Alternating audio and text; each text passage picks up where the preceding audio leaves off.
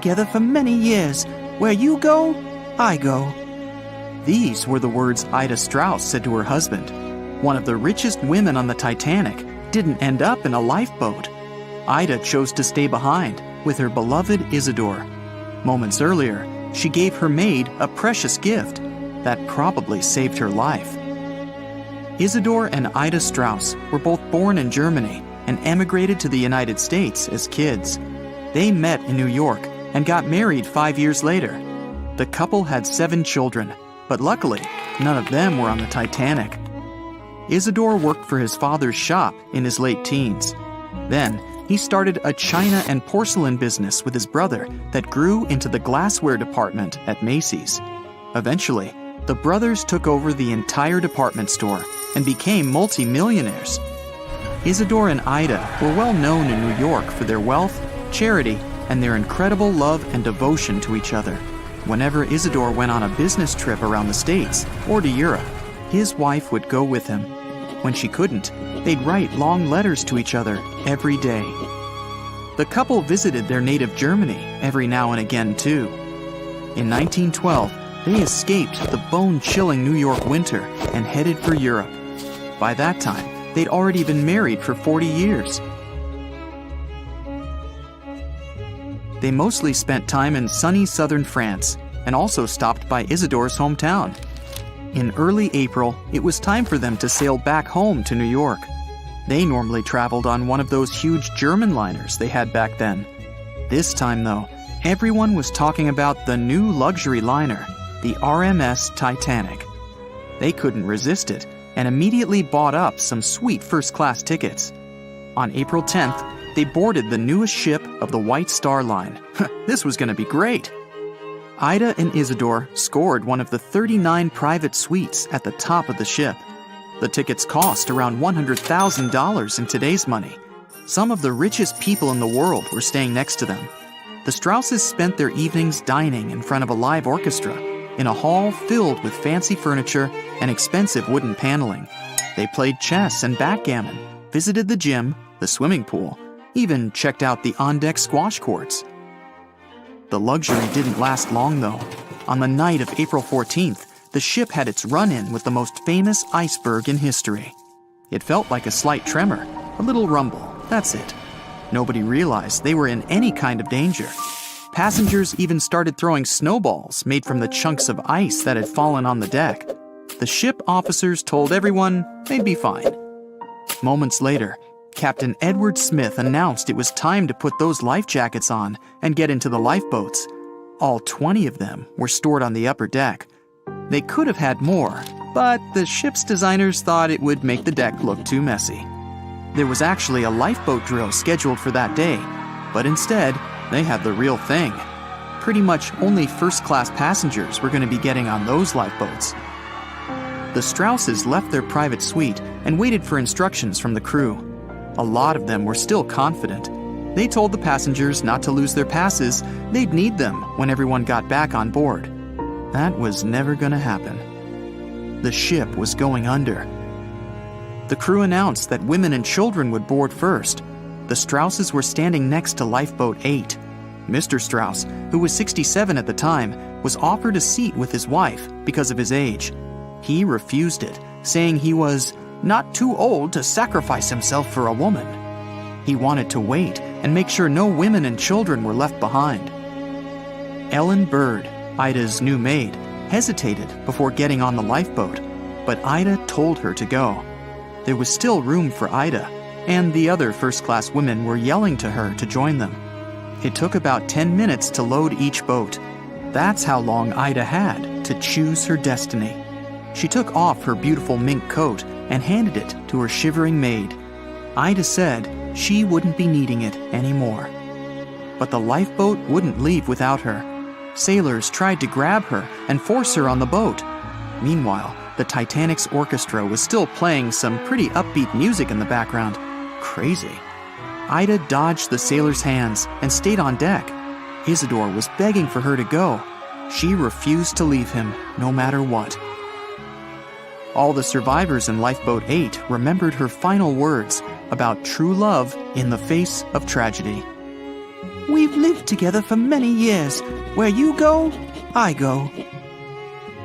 It took a whole hour for the first lifeboat to splash down into the icy water.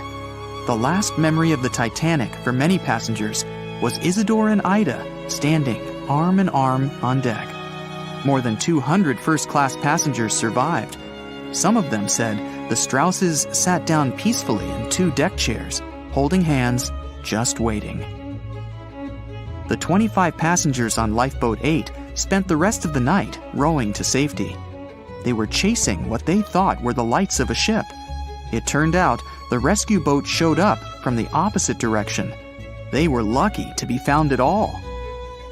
Many of the passengers, including Ellen Bird, shared the story of Ida and Isidore with reporters, saying it was their most important memory from that horrible night.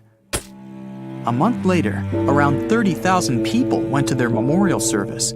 Even the mayor of New York showed up. No one seemed surprised the couple gave up their lives for others. Ellen Bird tried to give the famous mink coat back to the Strauss family, but they asked her to keep it in memory of Ida. The only thing that was with the Strausses that night that still exists is a gold and onyx locket. Isidore had it on his pocket watch. The locket had 2 photos in it, one of their oldest son and one of their oldest daughter. The locket was sealed so tight, the photos never got wet. Some of the jewelry from the Titanic stayed intact, even after 70 years. The 1985 expedition found necklaces, rings, brooches, cufflinks, all that kind of stuff. One rusty pocket watch they found had stopped at 1:45 a.m. That was about the time the ship went under. A book collector on the Titanic made sure his mother and her maid got into a lifeboat. He wasn't so lucky. In his luggage was a rare 400-year-old book. This collector was going back to New York after a successful book hunting trip. That little book's lying on the ocean floor somewhere, along with the 7 million pieces of mail the Titanic was transporting. One letter was written by a first-class passenger to his mother the day before the Titanic went down. It was the only letter written on board that survived the icy Atlantic. It was found folded up in a notebook inside a pocket. Another first-class passenger was a German-born chemist. He was traveling to New York to start his own perfume shop. All that was left of him was a bag full of perfume samples. As the Titanic was sinking, violinist Wallace Hartley and his orchestra kept playing to the very end. When Hartley realized he wasn't going to make it, he decided to save the most precious thing he had, his violin. He put it in a leather bag so it would float. 10 days later, they found the violin, damaged by water. His fiancée kept it, and years later, it was sold at auction for $1.7 million. It's still one of the most important Titanic artifacts. The 5 grand pianos on board weren't so lucky. They're still down there somewhere. Divers did manage to recover one piece of sheet music, though. It was a song from a Broadway play. It was still readable, even after more than 70 years underwater. The only car on the Titanic would probably be worth millions today. The Renault CB Coupe belonged to a first-class passenger, William Carter. Obviously, it didn't survive. Carter and his family did survive that horrible night and even submitted a $5,000 insurance claim on the car. Well, it was brand new and all. 2 legendary athletes who shook up the tennis world had the unfortunate luck of meeting on the unsinkable ship Titanic in 1912. Without realizing it, they'd reunite on the tennis court where they'd be playing against each other. Here's how it all went down, twice. Richard Norris Williams was born in January of 1891 in Geneva. Although he was raised in Switzerland, his parents were American. In fact, he was a distant relative of Benjamin Franklin. In 1912, Williams was just 21 years old and was looking forward to his transatlantic trip to the States after being accepted to study history and geology at Harvard. But before his student life started, he had something else planned. He loved playing tennis and was quite the athlete. So he and his father decided to travel earlier than his mother in order to take part in a few tournaments. Williams and his dad took the train from Geneva to head to Cherbourg, France, where they would board the Titanic. On the way, Williams noticed a familiar face in one of the cars. It was another well-respected tennis player by the name of Carl Bear.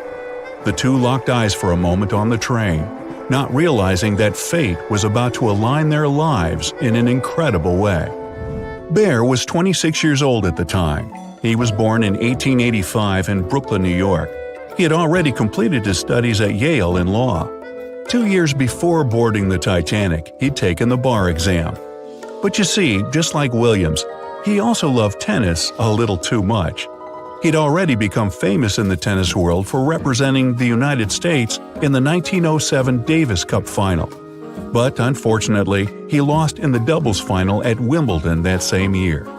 But Bear was boarding the Titanic for a more personal reason than Williams. He'd fallen in love with his sister's friend, Helen Newsom, and was planning to marry her. But it wasn't that easy. Her family wasn't in favor of their relationship at all. Helen was from Ohio, and her parents had decided to take her on a grand European trip to separate the couple. But as soon as Carl found out, he rearranged his business schedule and joined Helen. After the European adventure was over, all of them were going to return to America together on the unsinkable ship. Bear was a first-class passenger and was given the cabin C-148, and Williams and his father were first-class passengers in the shelter deck. The tickets they bought for each suite cost 30 British pounds, and to put that into perspective, that equals $4,060 today. A few days after setting off, tragedy struck when the Titanic hit the iceberg. As the situation became clear, panic set in, and people were hastily instructed to get into the lifeboats. Carl Bear wasn't going to leave the side of his love, Miss Newsom, so he went with her and her parents to lifeboat number 5. Now, there was this priority boarding rule back then, that women and children had to go into the boats first. The last lifeboats, if there were any, would be filled with men. Bear and his companions met Bruce Ismay on the deck, who was the managing director of the White Star Line that owned the Titanic. As soon as he saw them, he advised everyone to get into a lifeboat. This way Bear, who seemed like a muscular guy, could row the boat away with the rest of the gentlemen. Unfortunately, Williams had a more difficult evening. He and his father tried to guide as many passengers as they could into the lifeboats. Since most of them weren't leveled, they had to stand on the edge and help the survivors in. As they lowered the last one into the ocean, they made their way to the captain's bridge. At one point, they stood on the deck and glanced at the small lights in the lifeboats gliding in the distance. They were trying to figure out what to do, but the ship was beginning to sink and one of the giant funnels came off, hurtling towards Williams and his father. Desperately leaping out of the way, Williams plunged into the icy cold water. The funnel hit the water nearby, pushing him out further. He eventually found himself clinging onto one of the lifeboats that had been flipped upside down. It was collapsible A. At some point, Williams managed to climb onto the boat and stand on it. He was wearing a thick fur coat and shoes that he removed as soon as he got out of the water. After being in the freezing cold water for a few hours, he and a few other passengers were finally taken into Lifeboat 14. Because they'd been submerged under the freezing water from the waist down for so long, all of the survivors from the collapsible needed medical care immediately. When the Carpathia ship arrived, Williams was taken on board. When the doctor looked at his legs, he was shocked. Williams was feeling sharp pains right below his knees, and his legs were a dark purple color. The doctor told him he'd need to have his legs amputated to save his life, but Williams refused. Coincidentally, Carl Bear was on board as well. Luckily, he was okay. He was helping the other survivors. That was when the two tennis legends finally met. Williams said that Bear had shown him great kindness. He felt more encouraged, so he began taking his first steps on the Carpathia deck. He didn't want his tennis career to be cut short, so he fought through the pain, got up every 2 hours, and walked around to get some circulation going in his legs. As time progressed, so did Williams' health condition. After they arrived in New York, he took some time off to recover completely. 6 weeks later, he was back playing tennis. When the tournaments ended, he finally entered Harvard, and his tennis career thrived. From 1914 to 1916, he became the United States singles champion in tennis. In 1920, he became Wimbledon's doubles champion alongside Mr. Garland, and in 1924, he became an Olympic gold medalist in mixed doubles, managing to achieve it even with a sprained ankle. He had become so well known throughout the years, the media started writing articles about his athletic achievements all over the world. The first time Bear and Williams would face each other in a match was in 1912, not long after their shared tragedy on the sinking ship. Bear was the champion of that game, and it was Williams' first defeat in America. After that match, he kept training, and 2 years later at the rematch, Williams would turn things around to become the champion. After he defeated Bear in the quarterfinals, Williams went on to take his title for the first time ever. He became one of the best tennis players of his time, winning the Davis Cup 5 times, the Wimbledon doubles, and the U.S. Nationals twice. Both of these legends were given a place in the International Tennis Hall of Fame. While tennis was a huge part of both men's lives, it wasn't the only success they found. After their sports careers were over, they both became remarkable financiers. Bear gave up on his career as a lawyer and became interested in banking. At one point, he became the director of an interchemical company. Interestingly, Williams also followed a similar path. He became an investment banker and was the president of the Historical Society of Pennsylvania. Many years after the incident, 2 books came out sharing the two men's stories on the Titanic. Nobody knew about their encounters or their friendship. The similarities between them were uncanny. It's what you'd call 2 peas in a pod. Neither of them cared much about their achievements in the tennis field. They just enjoyed playing. But they also never talked about the time they spent on the Titanic. Have you ever wondered how much of the Titanic is left these days? Now, if you haven't been living under a rock, you probably know that it's been over 100 years since the world's most famous ship turned into a wreck. The RMS Titanic, the world's largest sea liner from the beginning of the 1900s, sank during its maiden voyage, just a few days after leaving port.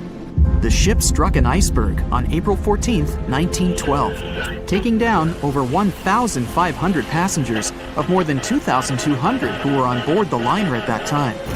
As shocking as this may sound, the Titanic took over 3 years to be built and only 3 hours to sink. And if it were today, the ship would have cost over $210 million to be made.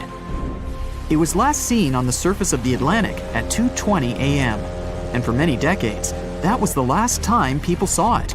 It wasn't until 1985 that the whereabouts of the ship were discovered by oceanographer Robert Ballard, and some parts of the Titanic became visible once again. One of the first discoveries made by Ballard's expedition was that the ship was indeed torn in half before sinking. The early exploratory missions to the part of the ocean floor where the Titanic now lies could only see the hull and the deck of the ship. According to Ballard, the main purpose of these missions was to understand how to preserve the ruins from deteriorating. Another goal was to recover the huge number of personal items scattered along the seabed. The explorer later said the view down there was as shocking as it was emotional. In the field of debris around the wreck, the oceanographer discovered plenty of small objects and personal belongings, many of which he brought back to the surface. There were shoes, some fancier than others.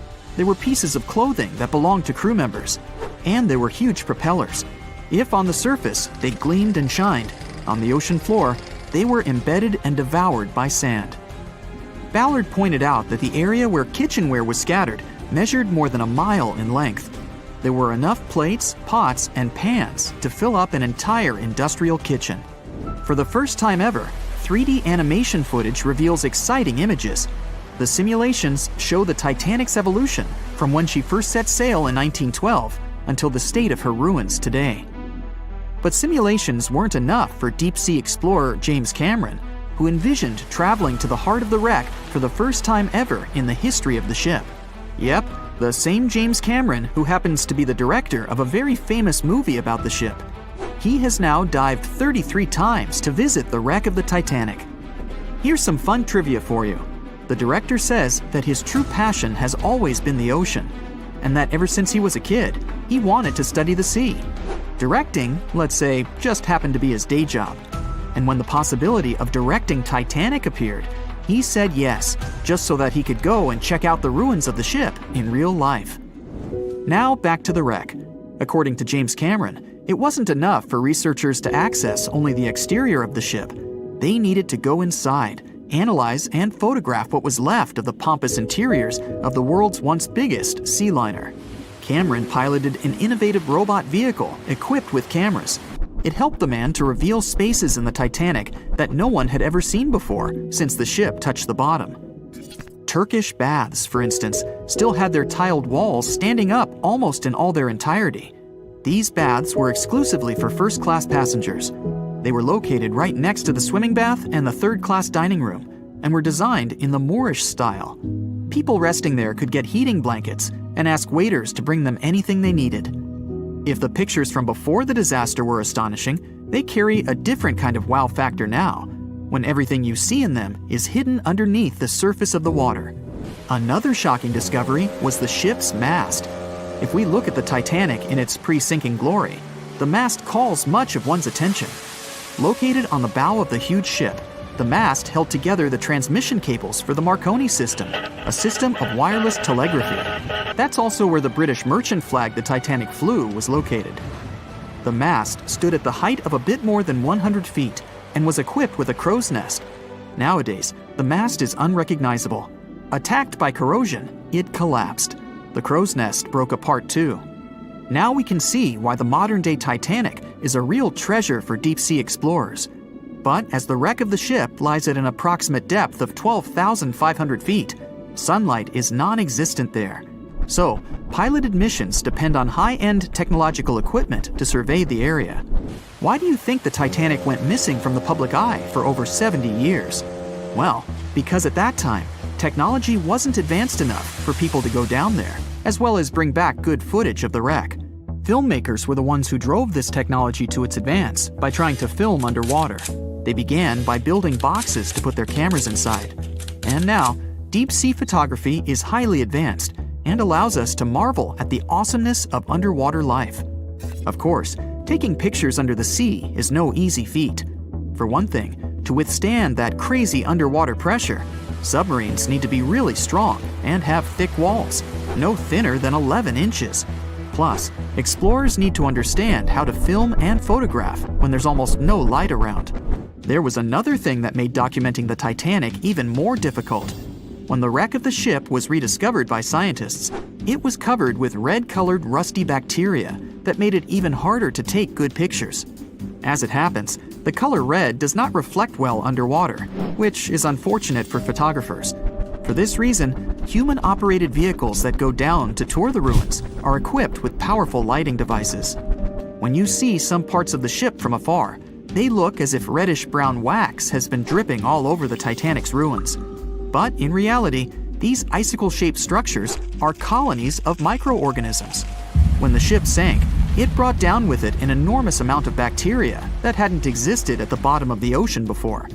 But now, these bacteria, together with the extreme conditions at the bottom of the ocean, have turned into a disastrous combination for the ruins of the ship. These red colonies of microorganisms actually feed off of iron and steel, which is basically all that is left of the Titanic. One kind of those microorganisms are bacteria called Halomonas titanicae. They can eat up to 220 pounds of iron per day. This makes the Titanic a colossal food source for them. There have been lots of speculations regarding the life expectancy of the ship's wreck after researchers discovered this bizarre rust. But according to Cameron and his research team, the Titanic isn't going to disintegrate anytime soon. In one of the latest expeditions down to the wreck, a piloted vehicle was funded to identify specifically one stateroom. It belonged to a very important passenger, Sir Benjamin Guggenheim. Yes, just like the museum. Guggenheim was the son of a mining magnate and a member of the elite group that boarded the transatlantic journey of the Titanic. Born in Philadelphia, Guggenheim was traveling back home to the US. But, as we all know, he never made it to his final destination. For the price that ranged from 400 to 800 pounds back in 1912, the equivalent of 84,000 pounds nowadays, one could book accommodation that was called a stateroom. Staterooms on the Titanic were the most luxurious kind of first-class rooms. They were located on the B or C decks and were decorated in more than 11 different styles, ranging from Jacobean, Georgian, Italian Renaissance, and the list goes on.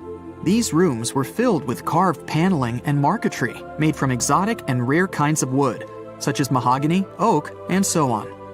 Guggenheim occupied one of these luxurious rooms, and 100 years later, one of his descendants funded an entire mission just to locate the precise stateroom the man stayed in.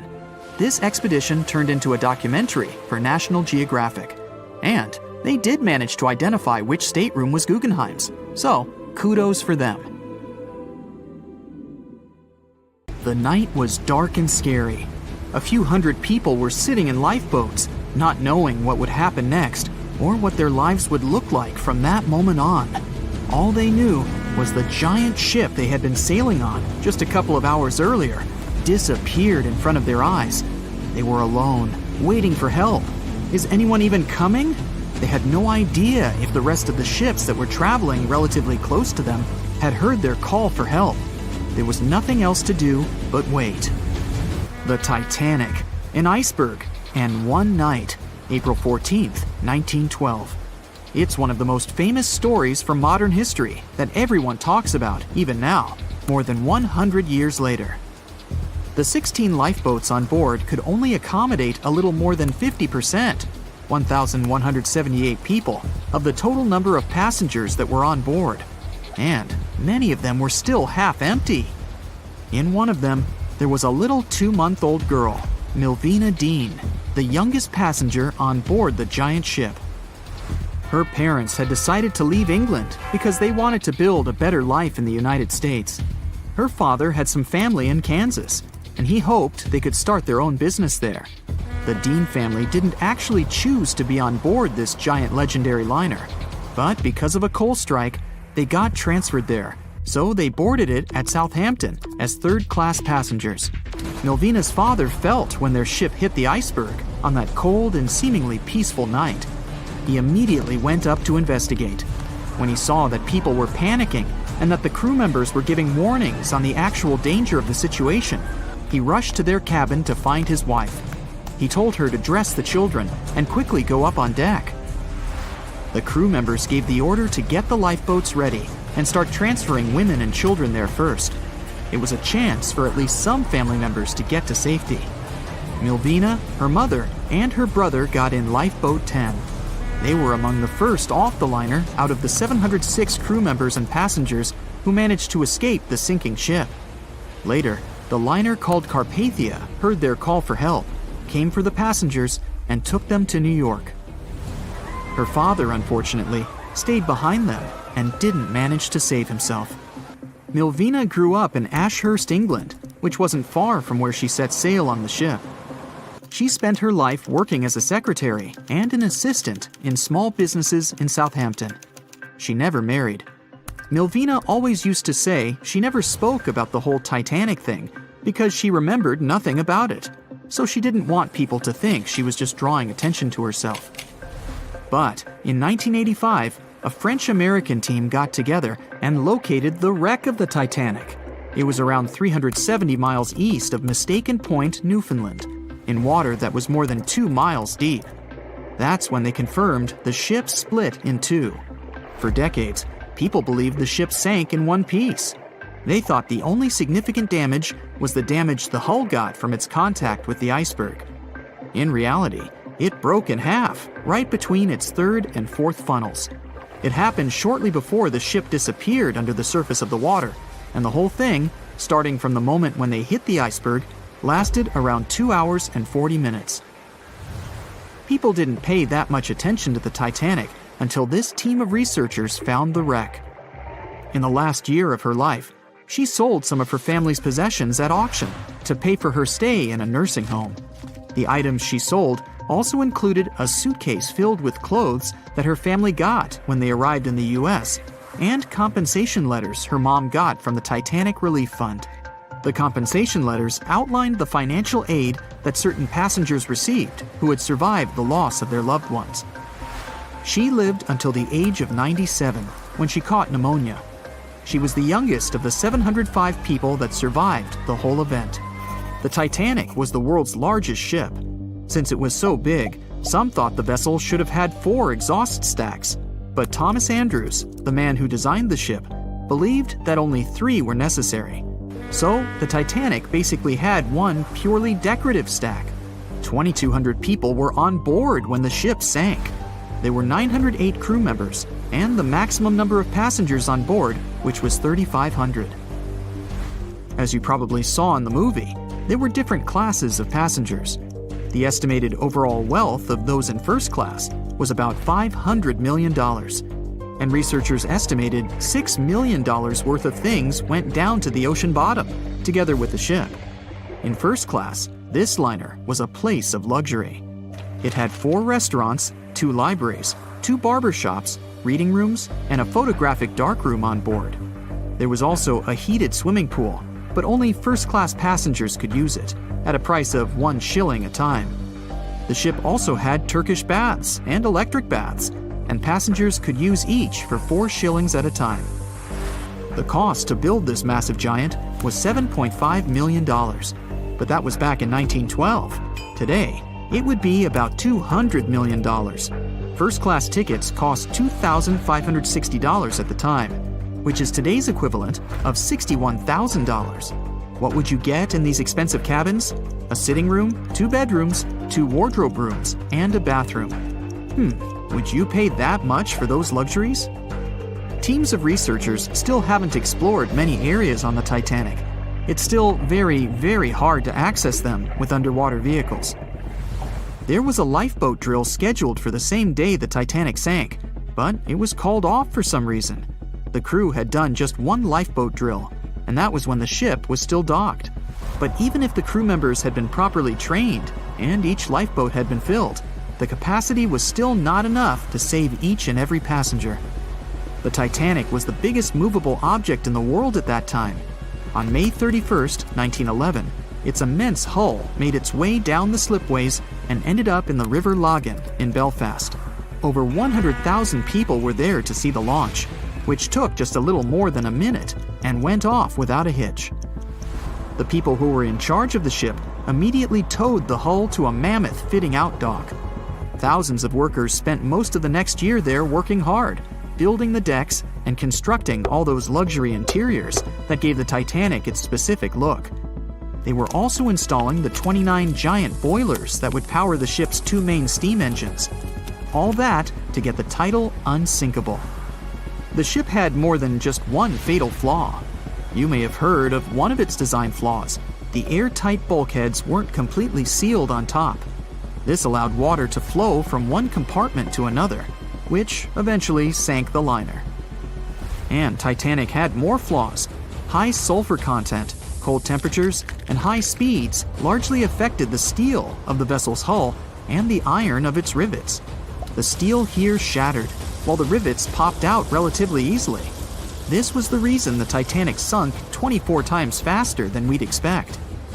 There are many theories about what really led to the sinking of such a giant. And one says a full moon from a couple of months before could be one of the reasons. It may have created very strong tides that sent a flotilla of icebergs southward. This was right in time for the Titanic's maiden voyage.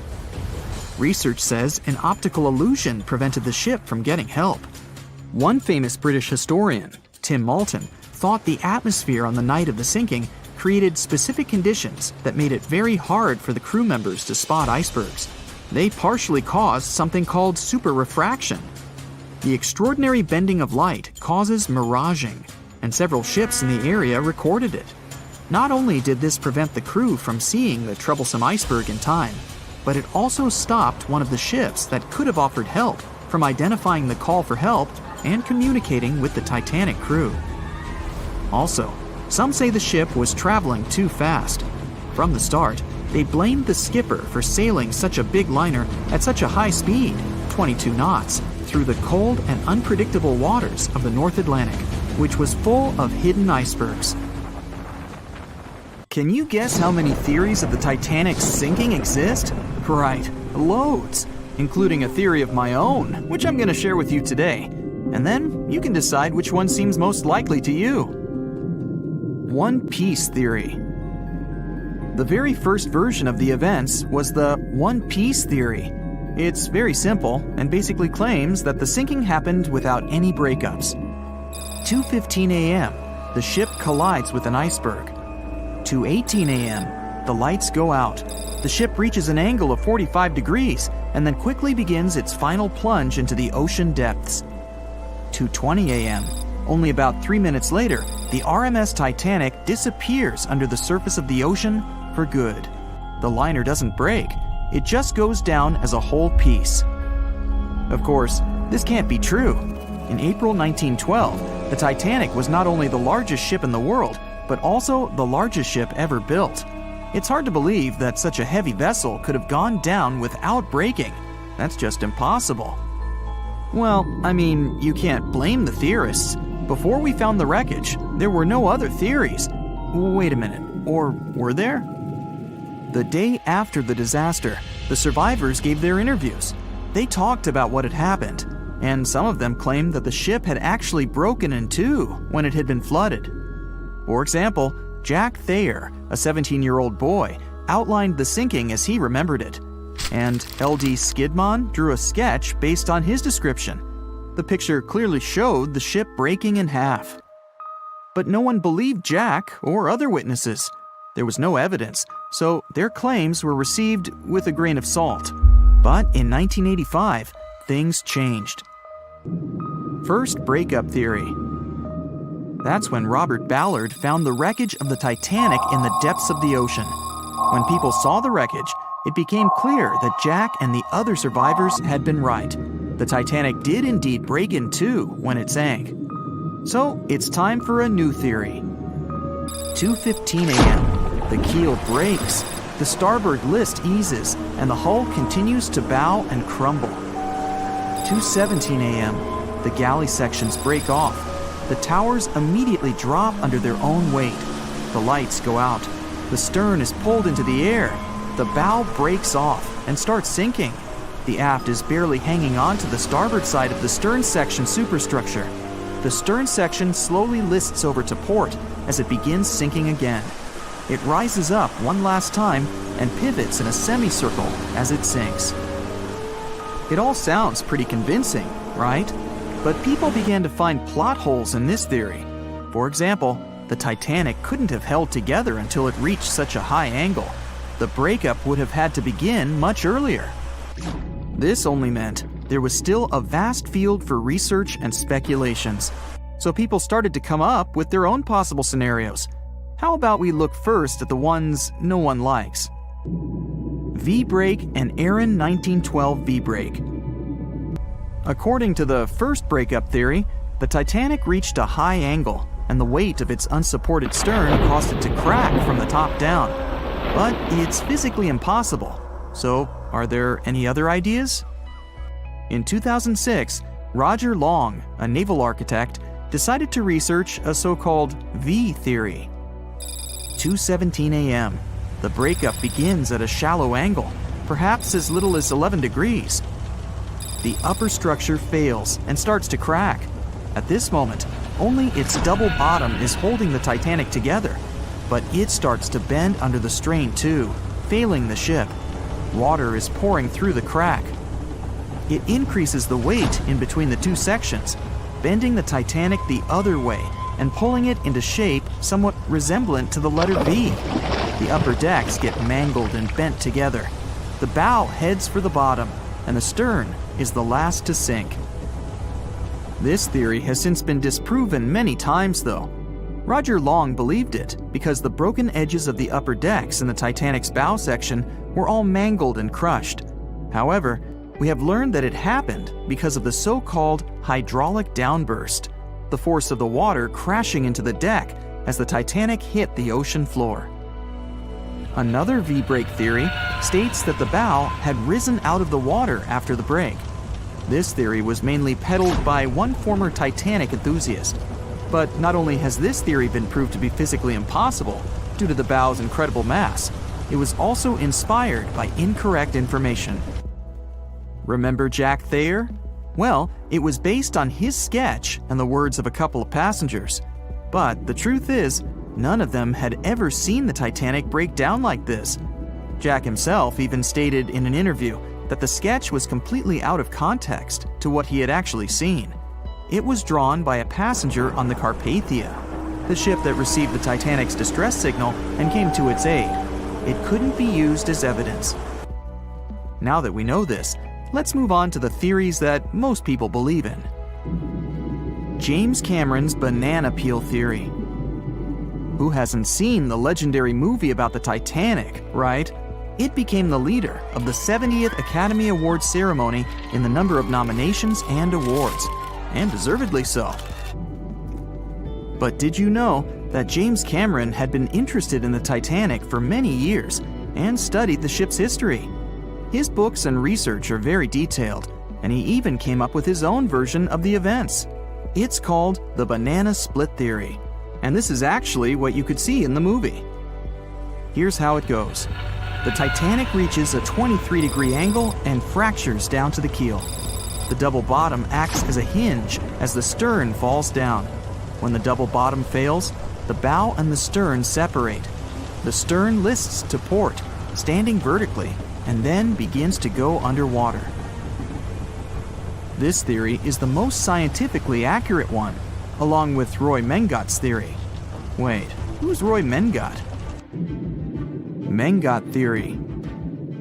Roy Mengat was an engineer who came up with the most plausible theory for the time being. 2:17 a.m. The lights go out on the Titanic. At this moment, the ship is at an angle of 20 to 23 degrees. Suddenly, the vessel snaps in two just around the third funnel. It causes the stern to settle into the water. The keel fails first. The draft and lower hull are crushed and break apart. Water surges into the bow and stern of the ship through the huge cracks, causing the bow section to sink beneath the waves. The stern rises up to the angle of 70 to 90 degrees, and then it sinks too. This theory seems to make the most sense, but it's quite controversial. The survivors who saw the breakup stated that the stern had settled back with the bow completely missing. Mengat's theory, however, contradicts that statement, while James Cameron's scenario takes this into account. Are you thinking what I'm thinking? The truth must be somewhere in the middle. My version. Now, as promised, I'll provide you with my version of the events. Well, it's not really my theory, more like a combination of Roy Mengat's and James Cameron's ones. I believe that James Cameron was right about the breakup. 2:17 a.m. The ship is at a high angle. The lights go out. Then it snaps into two pieces. The bow starts sinking. The double bottom is still attached to the stern for a minute or so. Once the double bottom fails, the two parts separate and the bow goes down. Then, as Mengat said, the stern rises up at a high angle, and then it begins to sink vertically. It might have actually happened because the survivors stated that they had seen a clean break. This means it couldn't be hidden. And they had also seen the stern staying vertically in the air for a long enough time, probably a few minutes, before disappearing. Anyways, all of these are just speculations. Regardless of how the Titanic broke apart and sank, it was a great tragedy. It's already been 110 years since the Titanic collided with an iceberg and sank. Did you know that in 2022, the Blue Star Line Company is completing the construction of an exact replica of the Titanic? Called the Titanic II liner, the ship will be sent sailing along the same route with 2,400 people on board. Let's hope that everything goes well for them. Meet Arthur John Priest. No, he isn't famous for being a painter or for discovering some long-lost treasure. He didn't invent some cool gadget or break any world records. No, Arthur John Priest is famous simply for being unsinkable. Proving one can be both lucky and unlucky at the same time, Priest was involved in and survived several mishaps at sea, including the fateful maiden voyage of the Titanic. Priest was not a rich man interested in sailing for pleasure. He was part of the working class, employed as a stoker or fireman, stuck for hours within the hot bowels of large steam-powered vessels.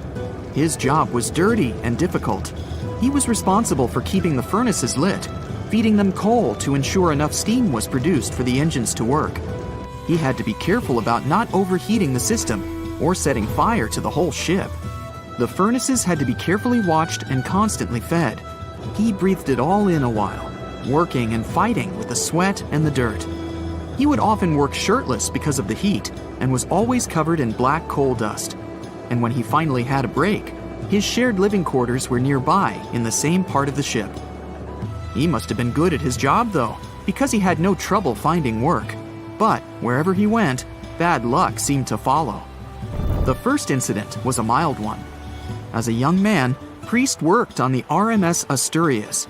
The passenger liner first set sail in 1907, traveling between Southampton in the UK to Buenos Aires in Argentina. At some point during its maiden voyage, the ship suffered a small collision. The damage was bad enough that the ship returned for repairs.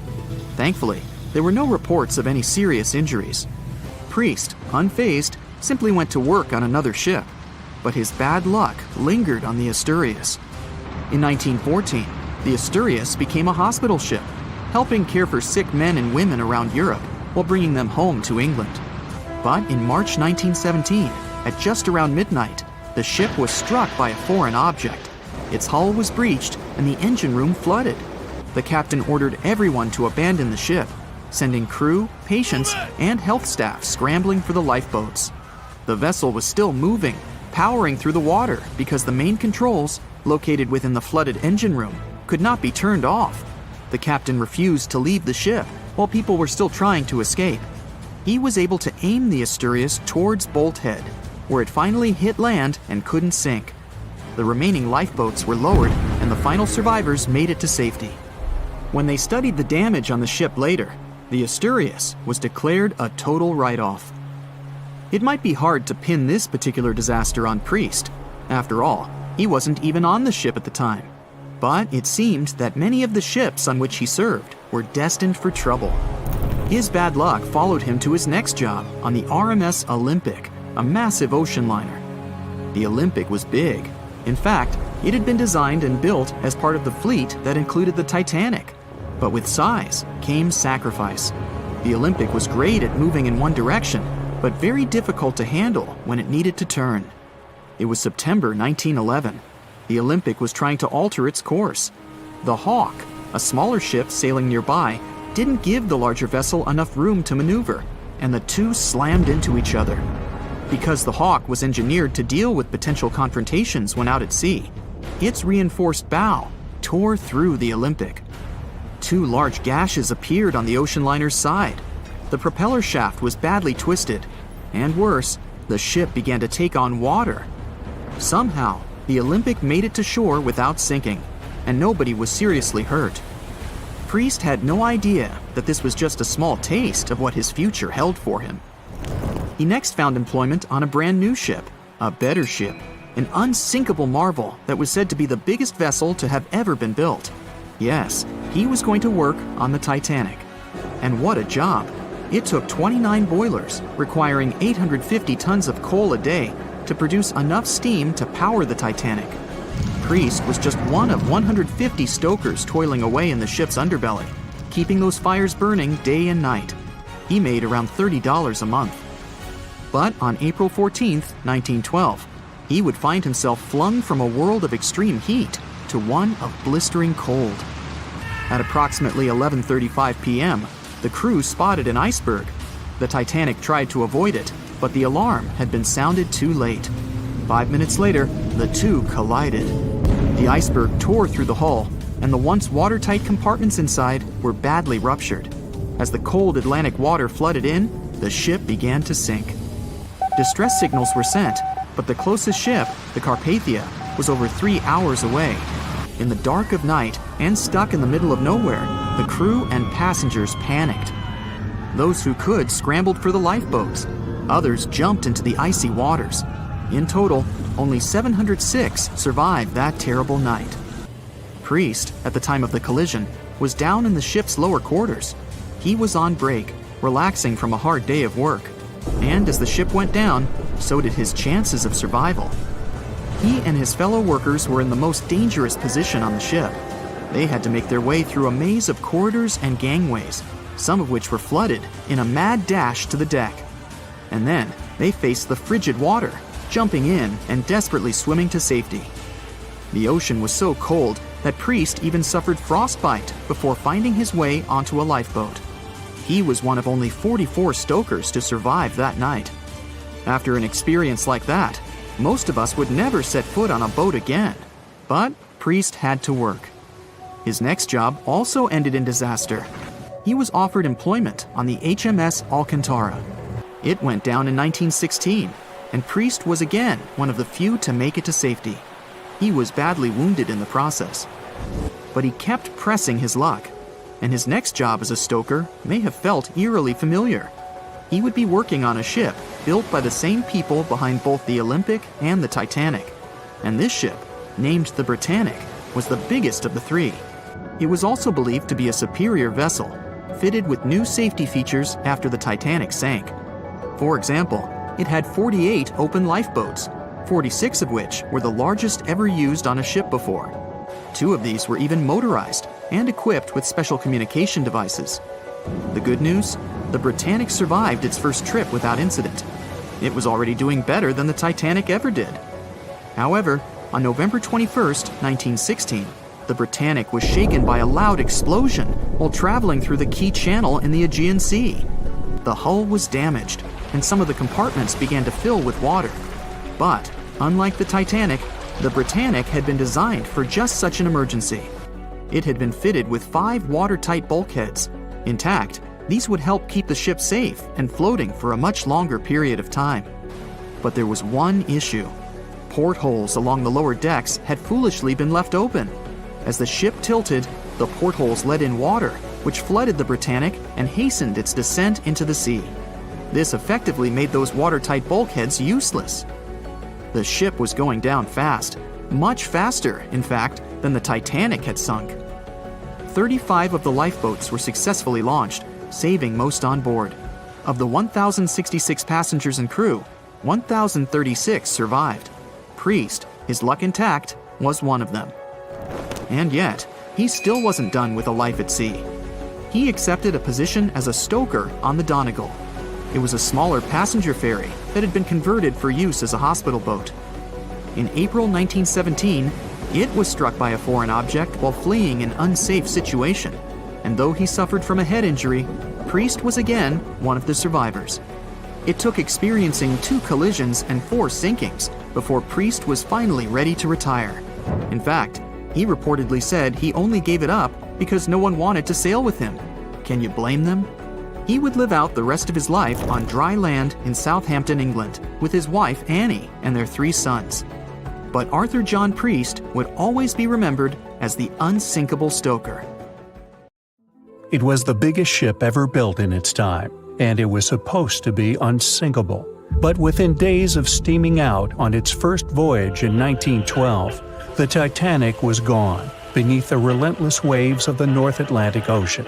And of its more than 2,200 passengers and crew, only 706 survived that dreadful night. Would a smaller ship have fared any better in the same situation? Did the size of the iceberg truly matter in the end? Was it a mistake for the ship to change course at the last minute as it tried to avoid impact? These are 3 questions that have people pondering, what if? We do know that Titanic was considered an engineering marvel in its day. Designed by Thomas Andrews for the British shipping company White Star Line, it was just over 880 feet long and 175 feet tall. Built with abundant space for 840 staterooms, a swimming pool, a squash court, a gym, and 2 dining rooms. But it was below deck that one of its most impressive new features could be found. Titanic's hull was divided into 16 compartments designed to be watertight. Up to 4 of these compartments could take on water in the event of a breach, with the remaining 12 helping to keep the damaged ship afloat. It was thanks to these compartments that the ship was regarded as unsinkable. Rumor has it that Philip Frank, White Star Line's vice president, even declared, "There is no danger that Titanic will sink. The boat is unsinkable, and nothing but inconvenience will be suffered by the passengers." On April 14, 1912, that proved to be mistaken when Titanic struck an iceberg. As ice ripped along the ship's hull, several of those watertight compartments ruptured. It took only 2.5 hours for Titanic to sink. Did the size of the iceberg that hit Titanic seal its fate? Would a bigger or smaller iceberg have made any difference? Icebergs come in a wide variety of shapes and sizes. They are pieces of ice that have broken away from glaciers or ice shelves in the Arctic and Antarctic, and are now wandering across the ocean until they eventually melt. One of the tallest icebergs ever found would have easily dwarfed Titanic.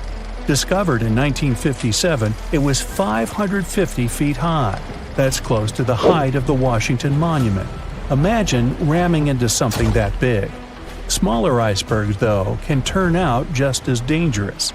Some are the size of houses and called bergy bits. Others, closer to the size of a car, are called growlers. These can be much harder for ships and boats to locate, making them more difficult to avoid. And though smaller, they can produce a lot of damage when hit. It's also critical to recall that icebergs are always bigger than they seem, with the majority of their mass lurking below the ocean surface. In fact, over 80% of an iceberg's volume is underwater. Most of its sharp, jagged edges cannot be seen. Roam too close, and you risk damaging your ship's hull. Because Titanic had little notice of its impending doom, a smaller iceberg, struck at the same angle, could still have been enough to bring that mighty ship down. Now, it's possible that had the iceberg been larger, it would have been spotted sooner. Titanic might have had time to alter course and avoid the impact. But missing that one iceberg would not have guaranteed Titanic's safety. It was traveling in a dangerous stretch of the Atlantic called Iceberg Alley. It's located 250 miles east and southeast of Newfoundland, Canada. Behind one iceberg, there could be another, and another after that. And so the crew on board had to remain very attentive to avoid several potential collisions, not just one. A smaller ship might have been better suited for the trip. Titanic's size was certainly a challenge when it came to steering. In fact, it had just left her dock in Southampton when it nearly collided with another smaller ocean liner, the SS New York, missing it by just 2 feet. The gigantic steamship was obviously not made for maneuvering quickly in tight quarters. A ship that size required time and space to change course. But when it comes to ships versus icebergs, a ship's size doesn't always matter. The Islander was a steamship designed to travel the Inside Passage in Alaska. In the summer of 1901, it struck an iceberg, which tore a hole in the front portion or bow of the ship. The vessel did not sink right away, and the crew tried to steer it to safety. Ultimately, its bow completely submerged, and its stern was lifted up and out of the water. It didn't take much longer before the ship sank completely. Of the 168 passengers and crew members, 128 survived, and $3 million in gold was lost. Islander had a 240-foot hull, making it almost a quarter of the size of Titanic, and that smaller size didn't seem to be much help in preventing a collision with an iceberg. And then there was the Hans Hedtoft in 1959. Also known as the Little Titanic or the Danish Titanic, it was referred to as the safest ship afloat. It was 272 feet long with 95 people on board. Much like the real Titanic, the Hans Hedtoft was specifically engineered to handle most of what the sea could throw its way. Along with its double steel bottom, it also had an armored bow and 7 watertight compartments. How could such a ship sink? But it could, and it did. It was on its first voyage, returning to Copenhagen, when it ran into trouble. On January 30th, it hit an iceberg. An SOS was sent, but when the Johannes Cross arrived to help, the Hans Hedtoft was nowhere to be found. The only evidence of the ship's existence was a lifebelt that was washed ashore in Iceland 9 months later. Again, the ship's smaller size didn't work in its favor. A smaller size of Titanic wouldn't have guaranteed a safe voyage in 1912. The final what-if concerns the last-minute choice when the Iceberg was spotted and the alarm sounded. First, Titanic could attempt a complete stop, but this wasn't an option as the ship needed a half a mile to come to a halt, and the Iceberg was a mere 900 feet away. Second, the Titanic could attempt to avoid the iceberg by steering away from it. This is what the captain ordered, but the attempt was unsuccessful, resulting in a deep gash across the ship's hull. The final option? To hit the iceberg head-on. Would this have made any difference? The answer is an intriguing maybe. Some think a head-on collision would have saved Titanic. In this scenario, the collision would have limited the damage to the very front of the ship, instead of the iceberg tearing through the hull and compromising several of the watertight compartments. Only 4 of the compartments would have been breached. This meant the others could do their job of keeping Titanic afloat. The ship could be stuck, unable to move, but it would remain above water until help arrived. This would provide a ship like Carpathia enough time to reach the scene of the accident and bring the people on board to safety. One of the Titanic's designers, Edward Wilding, made a similar claim during an inquiry into the sinking. He argued that most people would have survived a head-on crash, and that Titanic itself would not have sunk. Others disagree, though. First, the special bulkheads on Titanic were designed specifically to protect the ship against collisions with other vessels, not with icebergs. These compartments would crumple upon impact, absorbing some of the force while the other ship absorbed the rest. Though the damage would still be extensive, the remaining bulkheads would keep the ship afloat. But an iceberg does not have the same flex in a collision as you would experience with another ship. Most of the force would be absorbed by Titanic, resulting in greater damage to the ship. Even worse, the impact would be carried through the full length of the ship. Rivets would burst, seams would tear, the compartments would quickly flood, and the ship would sink even faster, resulting in fewer survivors. In any case, as with most what-ifs, we'll never really know the answer. As tragic as Titanic's first and last voyage was, it did result in changes that helped make venturing out to sea much safer. Findings from hearings on the disaster led to the creation of the International Ice Patrol, or ICC, in 1914, an organization that tracks icebergs in the Atlantic and Arctic Oceans to ensure vessels in the area can avoid them. In the US and Britain, ships were obligated to carry enough lifeboats to accommodate every person aboard. Regular lifeboat drills were made mandatory.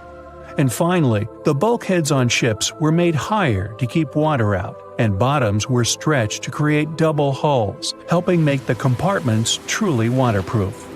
There's no denying that Titanic was a terrible tragedy, but the lessons learned from that night to remember has helped prevent many more. It was September 12, 1990. In those times, way before instant messaging and Zoom calls, a little girl was looking for pen pals. Zoe was aboard a ship from England to Belgium on vacation with her parents. She was only 10 years old at the time, but was a very clever schoolgirl. She took a piece of paper and started putting some words together. She introduced herself, then wrote about how she liked ballet and playing the flute and the piano. Of course, she couldn't help but mention her 2 adored pets, a little hamster she called Sparkle and her fish Speckle. She also put down the address at which she could be reached in case someone was interested in writing back to her. But alas, she was at sea. Who could she send this message to? An interesting idea came to her mind. She carefully placed her letter in a plastic bottle, tightly closed the lid to protect it from the water, and threw it into the sea. The little girl's excitement faded away over the years as she didn't receive a response. Maybe the bottle got stuck somewhere. Maybe it was swallowed by some big, scary sea creature. Or maybe the water actually poked through the plastic cap and destroyed her message. Many years later, on Christmas, A letter for Zoe was received at her parents' house under her maiden name. The postage signaled that the message was from Europe. It was from a Dutch couple, Piet and Jacqueline Leteau, who had found her delicate bottle and were very considerate to write back. They pointed out that they had found the letter among the debris thrown at the shore by the sea. Zoe's letter had been stranded for a staggering 23 years at sea and traveled for more than 350 miles to reach its final destination near Rotterdam in the Netherlands. That's quite a voyage for a small plastic bottle. A story similar to that of Zoe is the strange connection between two little boys. A little German boy named Frank Uzbek was on a boat traveling to Denmark when he got the same idea as Zoe. He was 5 years old at the time he put together a message and threw it into the unknown. The year was 1987. He got his response years later when he was 29. His letter, just like the one Zoe would send a couple of years later, had been at sea for 24 years. His message was found by a boy named Daniel Korotkin while he was on a walk with his parents on the Koronian Spit near the Baltic Sea. Daniel was lucky that his father knew enough German to translate the message. The unlikely friends eventually met via video call in 2011. Not all message-in-a-bottle stories have been explained away. In 2013, a Croatian surfer came across a damaged bottle while near the Adriatic Sea. The message it contained dated back to 1985, and it was from a man named Jonathan. The sender was eager for his letter to reach a woman named Mary, and he also expressed his keenness for her to respond. Since the letter was supposedly sent from Nova Scotia, the bottle had to have traveled a mind-boggling 3,700 miles. The message went from the Atlantic Ocean, entered the Mediterranean Sea, and reached the Adriatic shores in Croatia. The identities of neither John nor Mary were ever discovered. There are also messages in a bottle with wonderful love stories to share. This was the case for Ake and Paulina Viking. When Ake, a lonely Swedish sailor, placed a letter in a bottle and threw it in the Mediterranean Sea, he had no idea the piece of paper would eventually reach his future wife. This was in the early 1950s. The bottle was found by an Italian man who was inspired enough to give it to his niece, Paulina. After a year of back-and-forth letters being exchanged, Ake and Paulina eventually met and got married. Having decided to share their story with the world, they became somewhat of a celebrity couple for the time. They even shared video footage of their wedding with the world, and their story was featured in a bunch of newspapers. This fortunate event started a movement between young people looking for love, increasing the number of messages being thrown out at sea in search of a fairy tale ending. Not all the stories that started out like this eventually worked out, though. In 1945, an American named Frank Hayostak placed a similar message to that of Ake's in a bottle and threw it in the waters. Almost a year later, his letter was found by an Irish woman. Her name was Brenda O'Sullivan. Their years of correspondence soon caught the attention of the media at the time, but their friendship never flourished because of the added pressure. They eventually met in person when Frank traveled to Ireland, but he didn't stay for long, and they eventually got out of touch with each other. After Titanic met its strange ending, many bottles containing secret messages started to surface. Almost all of them proved to be counterfeited, apart from one letter. Years after Titanic had sunk in the icy Atlantic waters, a bottle was found on the Irish shores.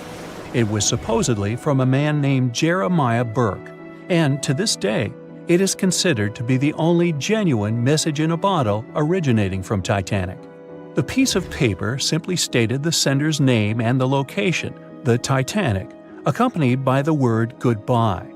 Since the date has washed away, it's difficult to estimate whether the note was sent before or after the ship had hit the iceberg.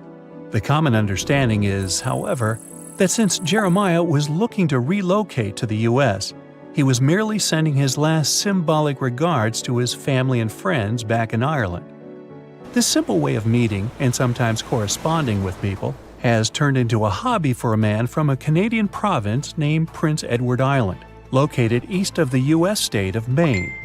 This man, Harold Hackett, claims to have sent over 4,000 bottles into the Atlantic Ocean since 1996. He also claims to have received many responses from all over the world, including letters from people in Europe, like France and Germany, but also from the Bahamas or even Africa. This unlikely pastime earns him about 150 Christmas cards from his pen pals each year. To this day, he refuses to add his phone number to any of his letters. This way, he ensures that if people ever want to contact him, the only means of doing so is via a written letter. He's also studied the best times to send the messages in the water based on the direction of the winds and the currents. Now, some bottles spend a whole lifetime at sea after being cast away by their sender. It was the case for a British man that wrote a message and placed it into a bottle before throwing it in the English Channel in 1914. His name was Thomas Hughes, and he wanted to direct the message to his wife, but was polite enough to write a letter to whoever got their hands on the bottle first, asking them to redirect the piece of paper accordingly. The bottle didn't reach his wife, since it was found 85 years later on the Essex coast. The man that stumbled upon the bottle was kind enough to reach out to the family and place the message in possession of Thomas's daughter. And 85 years isn't the longest time for a small bottle to be cruising the waves. A scientist named Hunter Brown was studying currents in the North Sea when this idea came to his mind. He placed the same message in almost 2,000 bottles and requested the unlikely recipient that they write back with the location of their discovery. He thought this method would help him better understand the layout of the North Sea currents. A bottle was found about 11 miles from its original departing location after 97 years. To this day, more than 300 of the original bottles relating to Hunter Brown's project eventually made it to the shore. Not all of the messages that were found in bottles got replied to via physical letters. Oliver van de Walle threw a bottle containing a letter on the English coast while he was on vacation with his family. He was 14 at the time.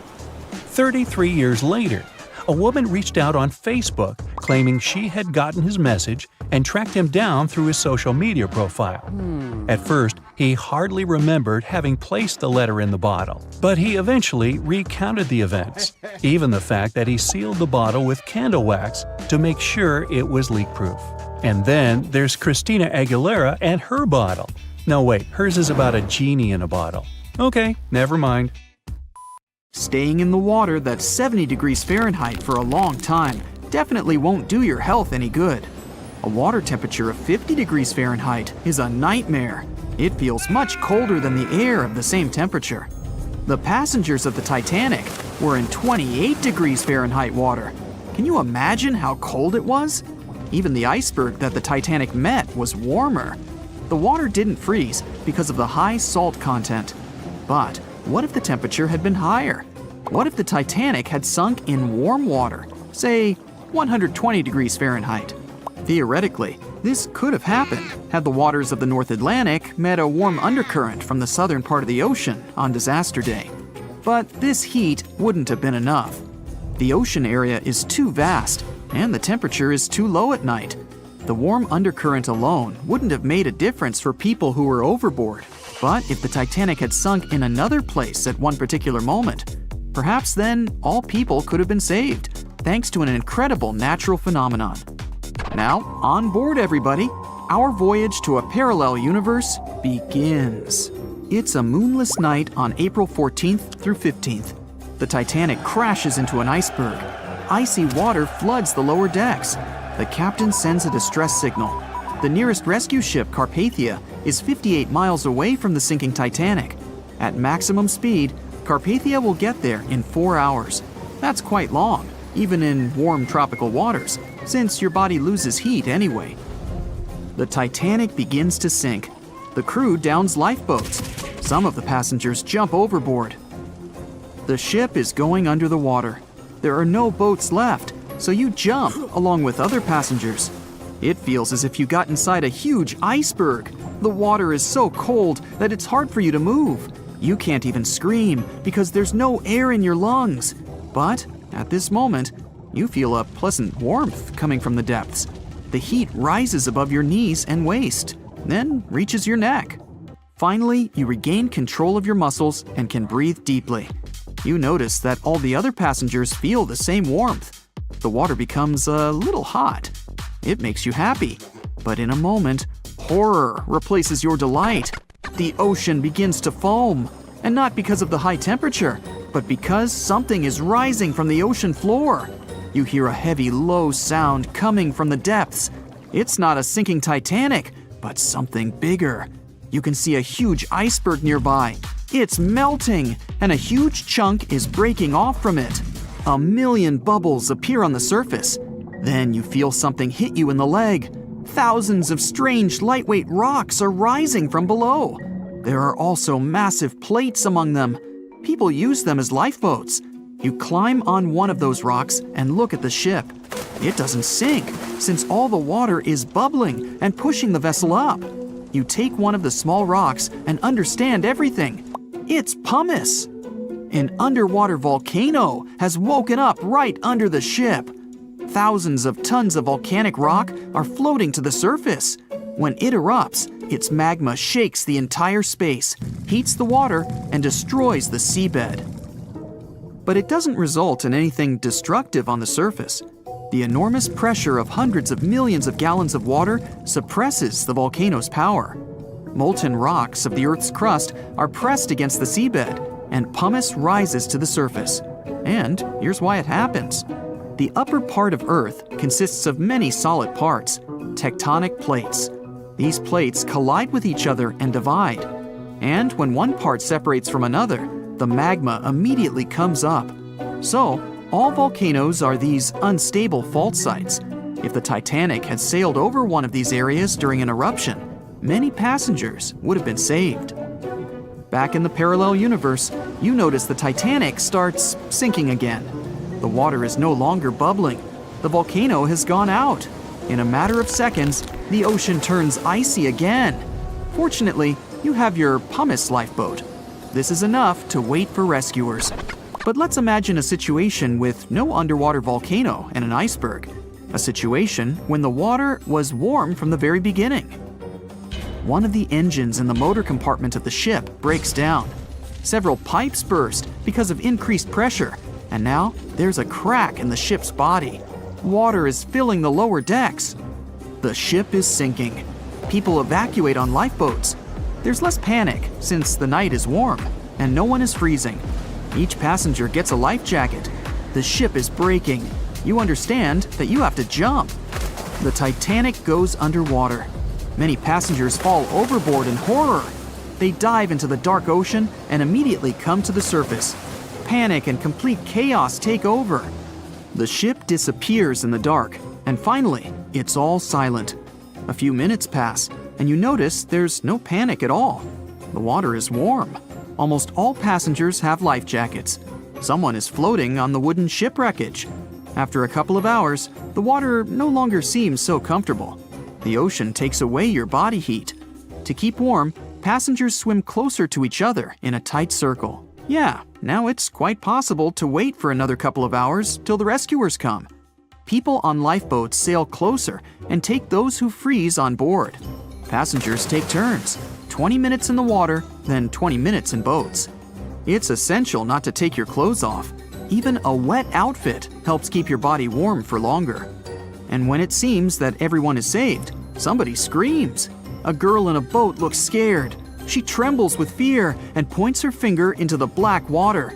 Passengers try to see what's there and notice a triangular fin.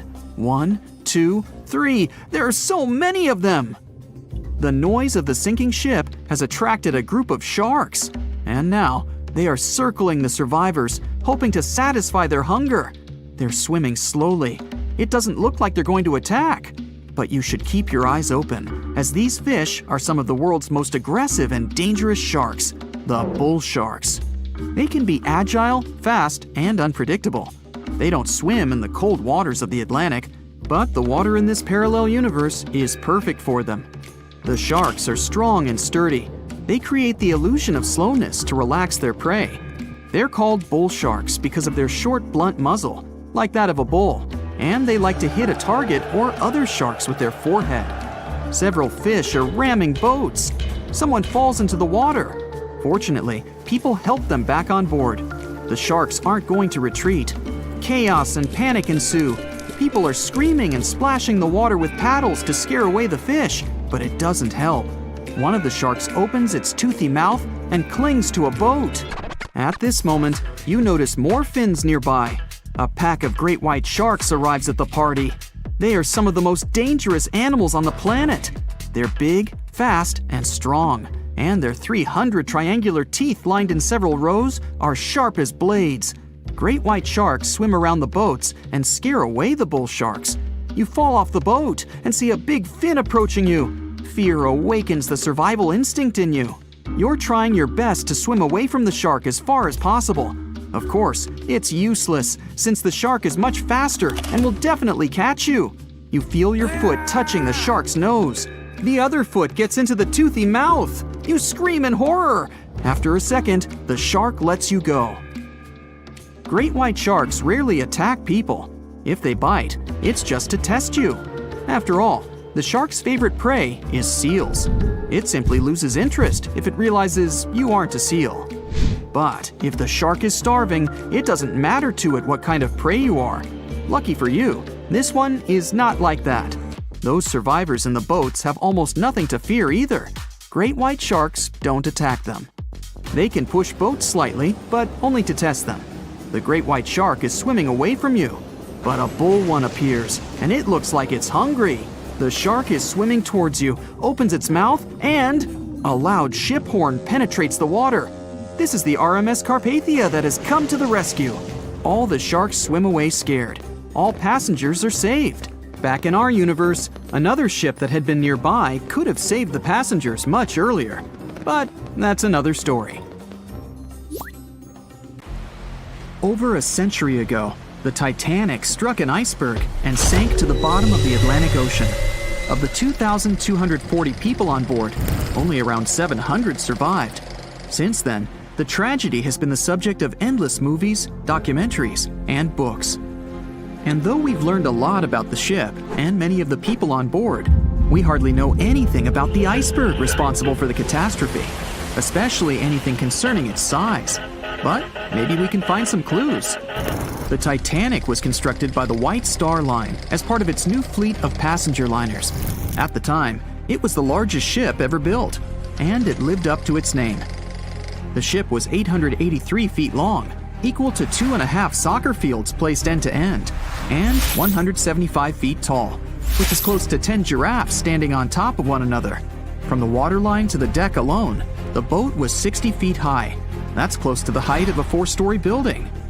The Titanic was big enough to have veranda cafes, a restaurant, a reading and writing room, a Turkish bath, a gym, and squash courts. There was even space for a swimming pool.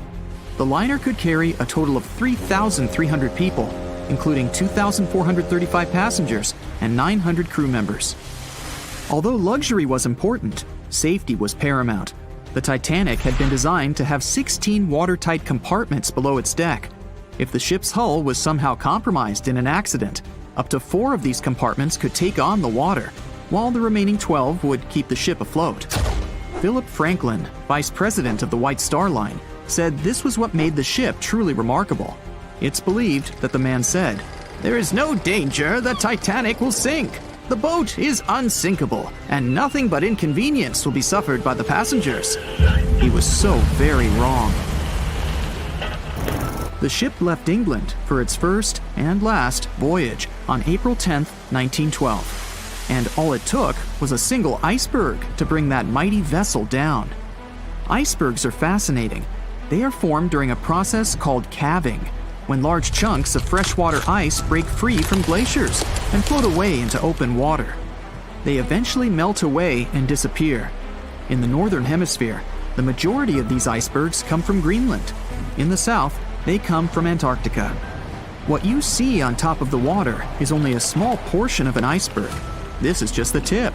Most of it, up to 90%, is hidden under the water. Only when you examine pictures of the entire thing can you truly appreciate how massive icebergs are. It's the part of the iceberg you can't see that is often the most dangerous. Beneath the waves, it can have jagged edges in random places. A ship can easily get too close without realizing it, resulting in serious damage to the bottom of the boat. And it's not just big icebergs you have to watch out for. Smaller ones, which are more difficult to spot, can prove to be just as dangerous. A growler, for example, is under 7 feet long, with just a bit more than 3 feet showing above the water.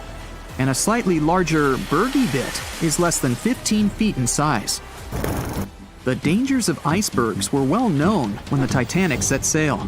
In 1901, the Islander was traveling through the inside passage to Alaska. It collided with an iceberg and sank immediately. Luckily, 138 of the 178 people on board made it to safety. Back then, there wasn't any special equipment for detecting icebergs. The best tool was your eyes. From a special vantage point above the ship called the crow's nest, 2 members of the crew had to stare out over the ocean and watch for potential hazards. The crow's nest was located at the front of the ship, 49 feet above the deck. It was attached to the mast. From this height, a person had a good view of the ocean. If they saw anything suspicious, they could ring a large bell to sound the alarm. After that, they could call from a special telephone to warn the captain of any danger. But imagine what a horrible job this would have been, especially on the night the Titanic sank. The crow's nest wasn't a warm and cozy room surrounded by windows. Instead, it was a large open tub exposed to the elements. On April 14, 1912, the air temperature was around 39 degrees Fahrenheit, which is close to freezing. With the ship moving at about 23 knots, more than 26 miles per hour, the sailors must have felt that frigid cold air pressing against any exposed skin. The only good thing about the job was that the shift only lasted 2 hours. Frederick Fleet was the sailor who actually spotted the iceberg that sank the Titanic. He was up in the crow's nest, working with Reginald Lee at the time. Fleet kept track of the left side of the ship, while Lee scanned the right. It was 10 p.m. when the 2 men started their shift. They had already been warned about the possibility of ice. But when you're cold and it's dark, it might feel like an impossible task. Even worse, the 2 men didn't even have binoculars to make the job any easier. Fleet would later insist that having binoculars would have prevented the tragedy. With about 20 minutes remaining on the job, the sailors noticed the iceberg. Fleet rang the bell, once, twice, and again. He then called up to the bridge to inform the crew. At first, the call seemed to come in the nick of time. The ship's engines reversed, and the massive ocean liner managed to turn. It wasn't enough to miss the iceberg, though. Ice showered down onto the ship's deck. The iceberg tore through the hull, and water flooded in. 2 hours and 40 minutes later, the Titanic was gone. And here we have clue number 1. The iceberg was big enough to be spotted with the unaided eye in the dark of the night without any binoculars. It was also tall enough for bits of ice to fall down onto the ship's deck. Since this all took place long before social media and smartphones, nobody on board would have been taking photos or videos at the time. So, of course, we don't have any footage of the actual iceberg. But there are photos of the possible iceberg from later that day. The SS Prinz Adalbert was sailing near the area on the morning of April 15, 1912. The steward on the ship had not yet heard about what had happened to the Titanic. But when he spotted an iceberg floating by, he was compelled to photograph it. Why? There was a line of red paint along the bottom of the iceberg, indicating that it had likely collided with a ship sometime within the previous 12 hours. A second photo was taken from a ship called the Minia, which was sent into the area to look for debris from the collision. Captain de Carteret said that among the wreckage, he had seen only one iceberg. He also noticed a streak of red paint on it. From the photos and witness accounts, newspaper reports estimated the iceberg to be 50 to 100 feet high and 200 to 400 feet long. That's clue number 2. The iceberg that hit the Titanic probably started its ocean journey from Greenland's coast, heading past the Baffin Bay to the Davis Strait. From here, it must have slipped through the Labrador Sea and finally reached the Atlantic. And that, in itself, is pretty impressive. The glaciers in Greenland create between 15,000 to 30,000 icebergs each year. Some small, some big. Of these, a mere 1% will actually make it to the Atlantic. The others simply melt along the way. We know that the temperature of the Atlantic Ocean, where the sinking took place, was around 28 degrees Fahrenheit. That's below freezing. For humans, this could cause frostbite or hypothermia. But that temperature is actually warm for an iceberg. Most would only last 2 to 3 years in the North Atlantic, slowly melting into the warmer water. Based on this, it's likely that the Titanic's iceberg left Greenland in 1910 or 1911 and was fully melted by late 1912 or 1913. But since it did make it to the Atlantic and managed to cause significant damage to the ship, we have clue number 3. We will never know for certain the size of the iceberg from that day, but we do know that it definitely wasn't a growler or a bergy bit. Both those types of icebergs are much too small, and if the ice was indeed scattered across the deck during the collision, the iceberg must have been a little taller than 60 feet. The newspaper estimates are probably as close as we're going to get. The iceberg that took down the Titanic was indeed a formidable one, and icebergs are still a threat. As recently as 2007, the cruise ship Explorer struck one and sank in Antarctica's Weddell Sea. Luckily, everybody survived. The International Ice Patrol was created in 1914 following the Titanic's sinking.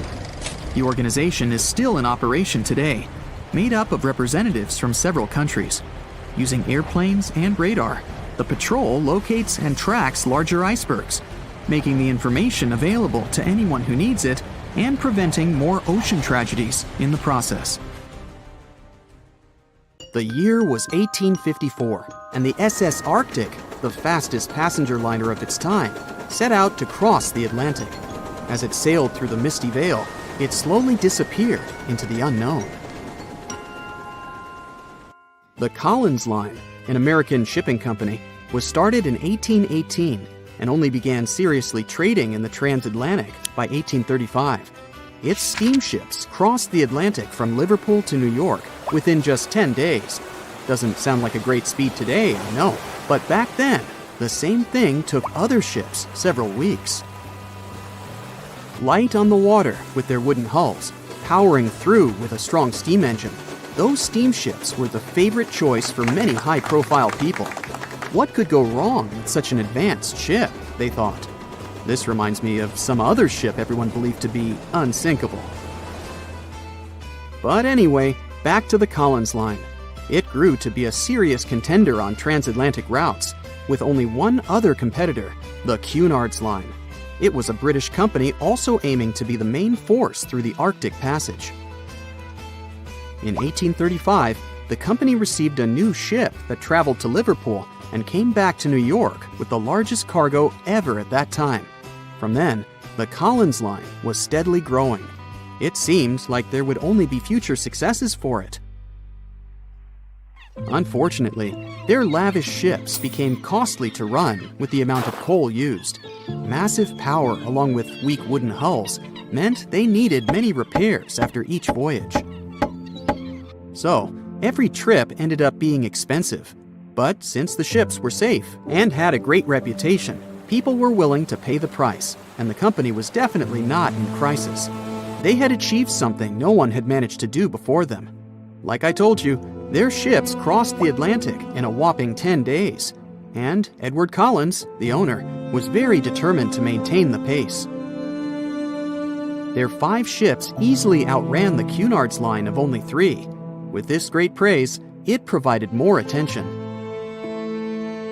Though the Cunard's ships were slower with their iron hulls, they believed there was still profit, regardless of how slowly they sailed. Among Collins' ships, the Arctic, the third of them to be launched, was the largest, reaching 284 feet long, with 2 side-lever steam engines, each with 1,000 horsepower. The paddle wheels made 16 revolutions a minute when at full speed. At the time of its launch, the press called it the most stupendous vessel ever constructed in the United States. But glamour and fame couldn't avoid what would come next. On the 27th of September, the Arctic was on its journey from Liverpool to New York, continuing a speed pace through the thick fog. It's possible that by that moment, after 4 years of record-breaking trips, the crew became overconfident with their sailing and the ship. Going only 50 miles from Newfoundland, they carelessly continued through the fog with no radio contact, sonar, or any other form of identifying objects, equipped only with Morse code.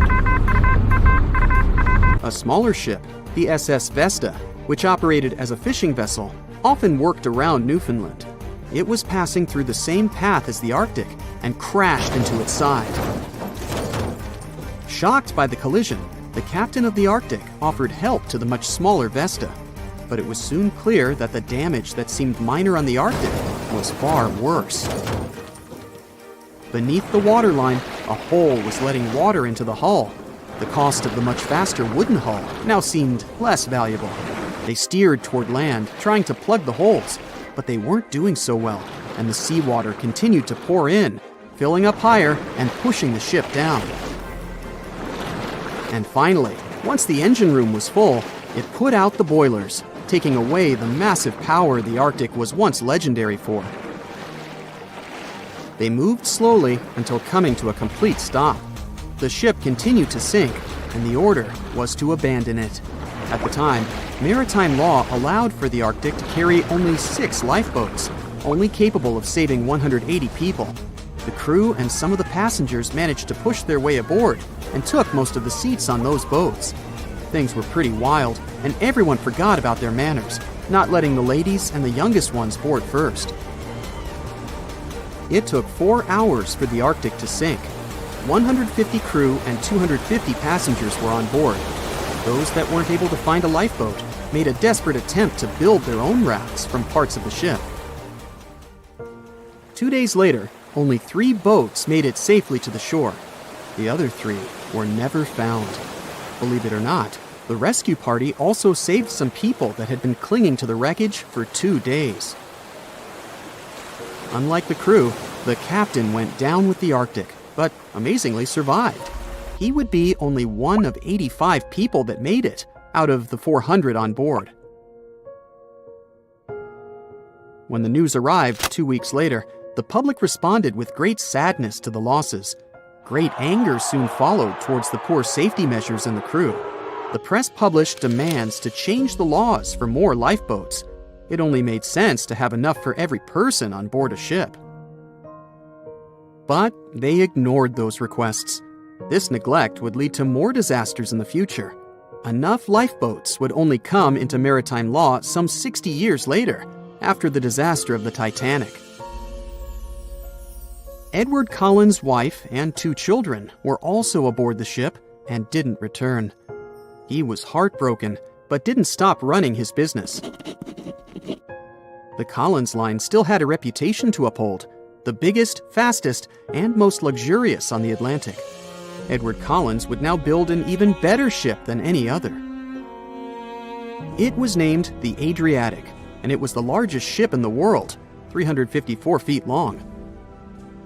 With 2 alternating steam engines that had never been built of this size. These steam engines at the time were at the height of engineering, though today you can only see them in models and toys. With the new addition of 2 masts, the Adriatic would also be able to sail if needed. Luckily, they made some lessons from the disaster of the Arctic. But before their new ship, the Adriatic, was built, another disaster had occurred. The sister ship of the Arctic had also sunk. They believed this second ship was desperate to stay in front of the Cunard's line and hit an iceberg somewhere during the race. This weird contest took the lives of 141 people. The desperation of Collins and his weakly built hulls pushed the company towards bankruptcy in 1858. The newly built Adriatic, costing over $1 million, had only made 1 voyage in the end. And even that voyage was considered a disaster. The ship collided with a tugboat. It still managed to finish its maiden voyage at a suitable time.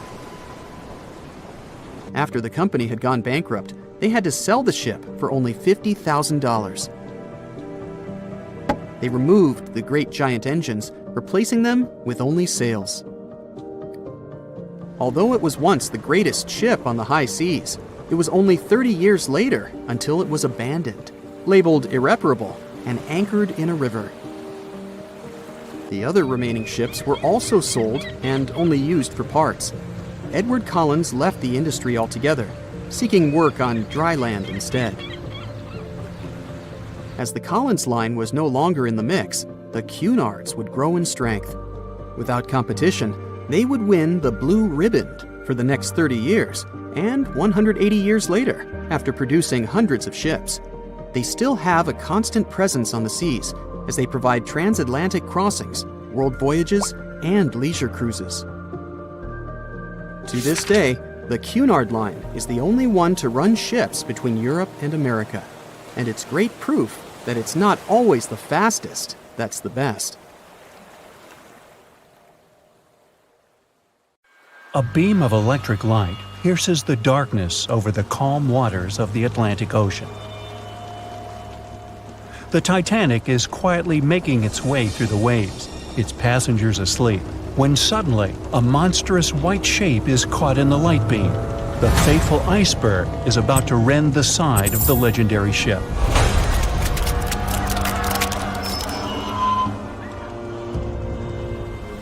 April 14, 1912. Only 2 days before someone will take a photo of a giant iceberg with a pretty unusual elliptical shape.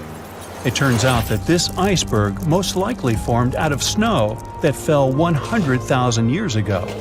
Researchers used computer modeling to figure out its origin. They used data from 1912 and added some new information about winds and ocean currents. They concluded that the iceberg was probably a part of a small cluster of glaciers in southwest Greenland. These days, it's possible to calculate the routes of such icebergs in any given year in the past. So the infamous chunk of ice was on its way from Greenland to an area further south from Cornwall. If the ship had passed through that region only 2 days later, the iceberg would have moved far away from the point where they met. At first, the weight of the most well-known iceberg in the world was 75 million tons. With time, it started to slowly melt away. And when it sank the Titanic, its weight was only 1.5 million tons. By the time of the collision, it had probably been melting for months, but it was still a true monster. When the Titanic sank, the iceberg was 400 feet long, and more than 100 feet of its surface was above the water. Some people believe it was a supermoon that caused the Titanic to sink. That night, there was a rare lunar event. It hadn't happened for 1,400 years. In normal conditions, the iceberg wouldn't have traveled so far south without melting and losing the largest part of its mass. But the supermoon could have been the reason for an unusually high tide that pulled the iceberg away from the glacier way faster than usual. There's a specific type of bacteria that slowly consumes the remains of the Titanic. Salt corrosion, ocean currents, freezing temperatures, plus this rust-eating microorganism might consume the entire wreckage. American actress Dorothy Gibson was aboard the Titanic. She survived, and when she arrived in New York, she started filming a movie called Saved from the Titanic almost right away. The movie was released only a month after the Titanic sank, and in the movie, she even wore the same shoes and clothes she had during the actual disaster. The movie was a big success at that time, but the only known copy was destroyed in a fire. 14 years before the Titanic sank, a novella called Futility had been published, and it seemed to have predicted the whole event. The plot centered around a fictional ship called the Titan that sank during its voyage. The Titan was almost the same size as Titanic, and they both went to the bottom in April. The reason was hitting an iceberg, too. Both the real and fictional ships were described as unsinkable, and both of them had the legally required number of lifeboats, which, as it turned out later, were nowhere near enough. We've seen it in the movie, but there were some real-life love stories happening on the Titanic, too. 13 couples even took a trip on the Titanic as part of their honeymoon. One of the couples owned Macy's department store in New York. Once it became clear the Titanic was rapidly sinking, the woman refused to go into a lifeboat without her husband. But he didn't want to join her while there were still women and children who he thought had to go first. Then his wife gave her coat to her maid. She insisted that the maid should get into the lifeboat, and she wanted her to be warm. As for the woman herself, she decided to stay with her husband till the end. Some people believe Titanic sank because of a mummy, not an iceberg. It all started around 1000 BCE with a mysterious woman who lived in Egypt, in the City of Thieves. People knew little about her, but they called her a priestess. Her mummy was put in a wooden sarcophagus and covered with a large lid with the image of her face and some mystical inscriptions. This place had been hidden until the first half of the 19th century, when a group of locals accidentally came across it. They disturbed her peace. No one knows how, but the mummy disappeared that day without a trace. A couple of decades later, a group of rich friends from England traveled to Egypt and found the empty mummy casket with the image of the priestess, whose dark eyes seemed to be looking into the void. They decided to buy it, but the buyer disappeared the same night before he even got the case. All members of the group had some accidents. The casket changed its location a couple of times until it, as some believe, ended up on the Titanic. It took more than 70 years for a robot submarine to find the ruins of this legendary ship. The wreck lies nearly 13,000 feet under the surface of the Atlantic Ocean, split into two halves. Why did the liner break apart? No one knows exactly. Some think it happened because of the water that got inside when the ship collided with the iceberg. The pressure was so powerful it separated two parts of the vessel, starting with the ship's bottom structure. Others say it was because of the hull rivets.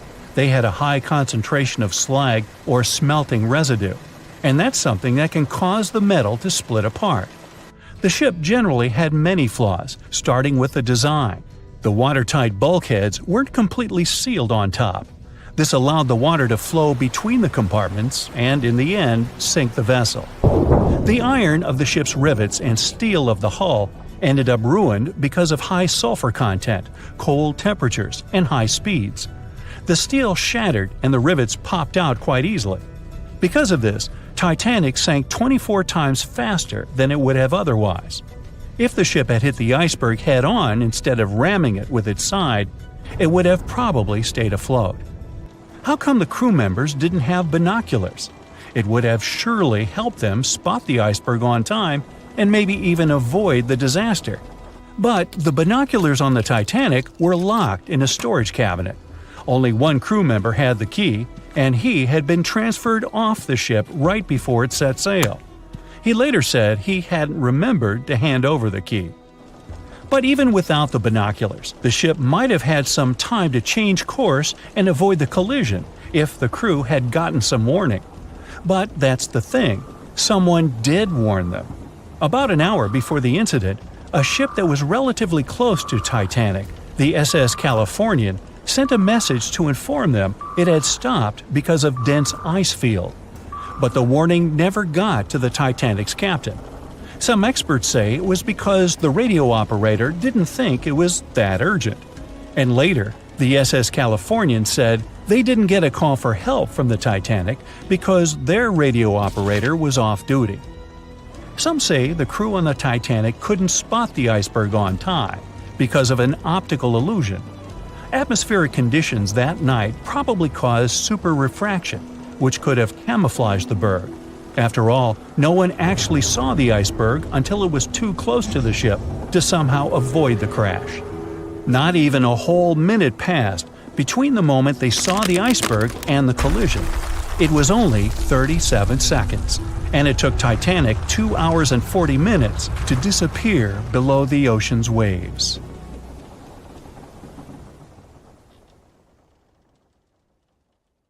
They were on their way to the New World when a rendezvous with an iceberg crushed all of their dreams and hopes. There was panic and tears and heartbreaking goodbyes, like that of Jack and Rose. Or was there? Let's see how well you know the real story of Titanic. The love story of Jack Dawson and Rose DeWitt Bukater was inspired by true events, What do you say? Is it a myth or a fact?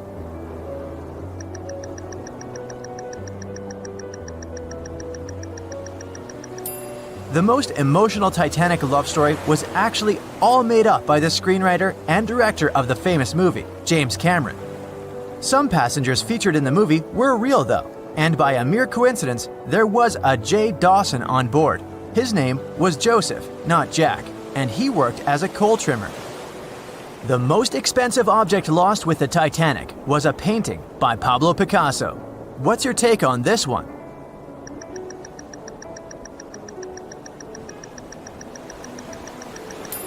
It's a myth. Another one given to us by the famous movie. The most valuable item that went down with the Titanic was probably a Mary Joseph Blondell painting, created in 1814. Some other valuable items were a violin that belonged to Wallace Hartley, the musician who insisted that they had to play till the very last moment. There was also a 1912 Renault Type CB Coupe de Ville that would now cost millions of dollars, a handwritten manuscript by Joseph Conrad, first edition essays by Francis Bacon, 5 Steinway grand pianos, and, of course, some fine china plates and cups, and first-class passengers' jewelry. The Titanic was the largest and the most luxurious passenger ship of its time. Does it sound real to you?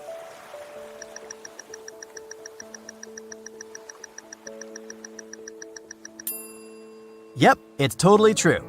In April 1912, the Titanic was the largest ship ever built.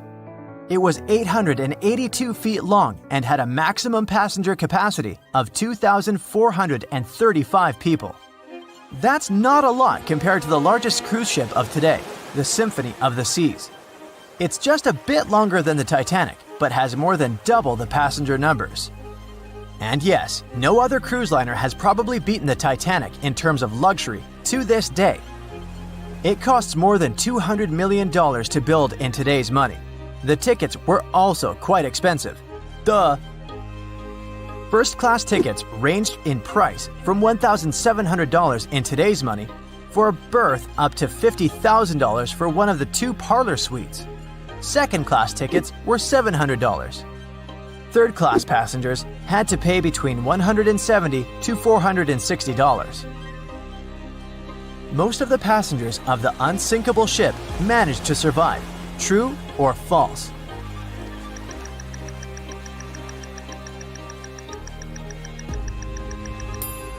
Sadly, it's false. Only 37% of all the passengers actually survived the meeting with the Titanic. Around 61% of the first-class passengers, 42% of the second-class passengers, and 24% of the third-class passengers made it out alive. The Titanic was passing through the Bermuda Triangle when things went wrong, and that's probably why it sunk. What do you say? Myth or reality?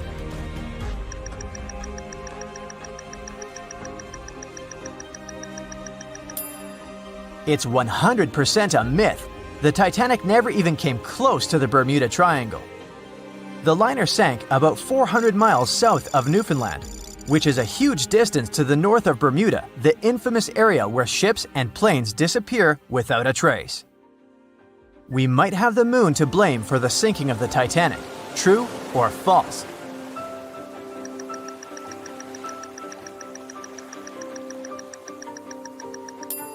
This one is true. The moon heavily affects the tides on Earth. The closer the moon is to the Earth, the stronger the tides are because of the increasing gravity of our satellite. Back in 1912, the moon was so close it made several glaciers in Greenland break apart. Massive chunks of ice that broke off from the glaciers started floating south. The supermoon event came just 6 minutes after a spring tide, the alignment of the moon, the sun, and the Earth that makes their combined gravity reach its peak twice a month. And the day before, our planet had come the closest to the sun that year, which made the gravity even stronger.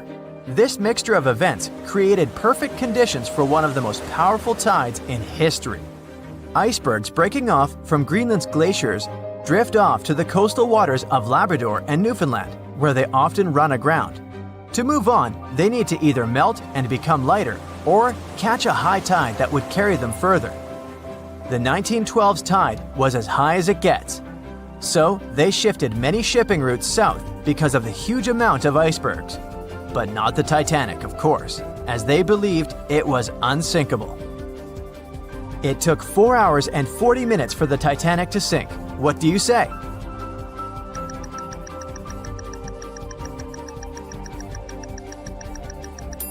It's false, and if you're a Titanic expert, you definitely know it was actually 2 hours and 40 minutes. And this was slow enough, given the damage caused by the iceberg. It didn't sink faster, thanks to the ship's construction. There were 16 watertight compartments in the lower part of the ship. They worked as a lifeline. When the iceberg crashed into the hull, it broke into 6 boxes. The Titanic could have stayed afloat only if 4 compartments had been damaged. Water filled the first 6 compartments within 1 hour. During this time, the ship tilted slightly to the right side. Then, water began to flood the 7th box when all 6 boxes were filled. And from that moment, the sinking rate was growing with every second. The ship's bow sank under the water, and then the stern filled up. One of the leading reasons for the Titanic tragedy was signal rockets. True or false? What's your take on it?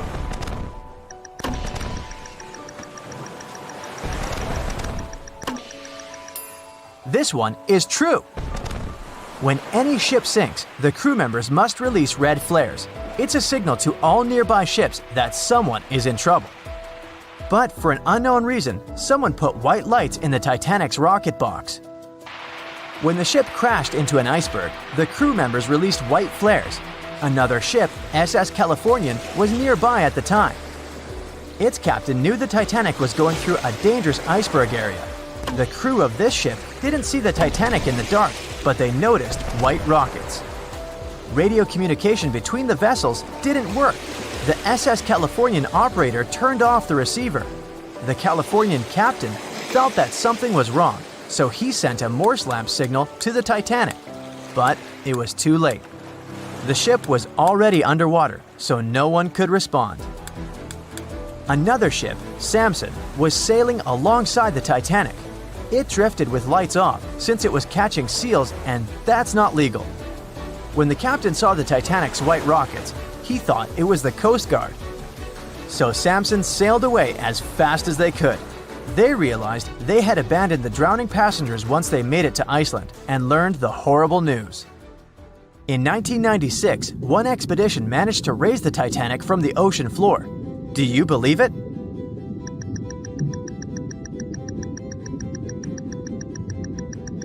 If you don't, you're right. There were different ideas on how to raise the Titanic, from doing it with compressed air to putting it in wire mesh and covering it with liquid nitrogen, or using giant magnets. The only real attempt to raise the Titanic was made in 1996, and it failed dramatically.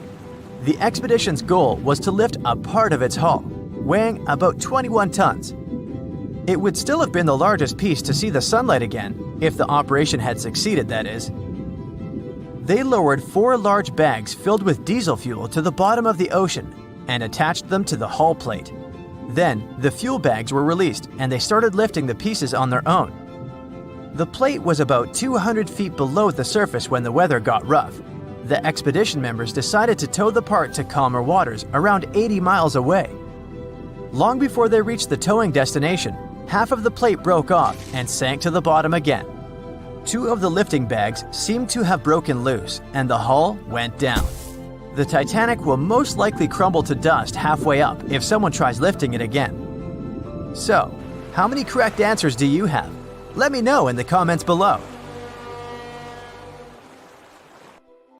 No one could ever have imagined that the unsinkable Titanic would collide with an iceberg, except for one man, William Thomas Stead. Well, not directly, of course.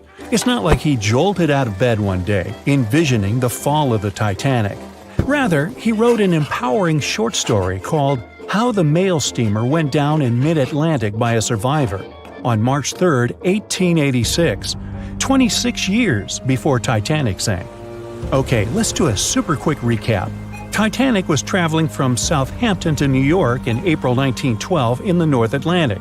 The ship hit an iceberg, and less than 3 hours later, it was completely underwater. Out of 2,208 people on board, just 706 survived due to the limited number of lifeboats and icy cold water. Another passenger ship, Carpathia, heard the distress call, picked up the survivors, and brought them safely to New York. The short story William Stead wrote was about Thomas, a British sailor, who got on a passenger liner bound for the U.S. At one point, the protagonist realized there weren't enough lifeboats for everyone on board the ship in case something happened. A couple of days later, heavy fog covered everything in sight. Luck was not on the liner's side, and it collided with a stray ship, just like Titanic struck an iceberg. Only 200 out of the 916 people made it safely to the U.S. The main character managed to survive by jumping into the water and climbing into one of the lifeboats. Now, you'd think that the story riled up everyone in the industry to add extra lifeboats on ships. But sadly, it received very little attention when it was published. Even more tragically, William Thomas Stead was on Titanic when it sank, and he didn't make it. The survivors who knew Stead mentioned that he had always been cheerful and had loved to chat during meals. He complimented the ship's design and how sturdy it was. Witnesses also talked about how he had been helpful when the ship had been sinking, having given his life jacket to someone else. He was a journalist by profession and was on his way to New York for a ceremony. One of his most important contributions to modern journalism was the use of illustrations in every newspaper article. He also introduced newspaper interviews, and they're still used to this day along with illustrations. But this story wasn't the only published work that predicted the disaster. Morgan Robertson was an author and former ship captain who wrote short stories and novels. His most notable novella is The Wreck of the Titan. It's also known as Futility. The book was written in 1898, 14 years before Titanic. It was a fictional story about the Titan, an ocean liner similar to Titanic, which was crossing the North Atlantic. It's also a coincidence that Titan was just as fast as Titanic and shared many other similarities, like size and design. The book described it as unsinkable and the largest ship to hit the ocean at the time. That's what they said about Titanic, too. Another eerie similarity was the limited number of lifeboats it had. The story took place in April, and that's when Titanic set off on its journey and hit the iceberg.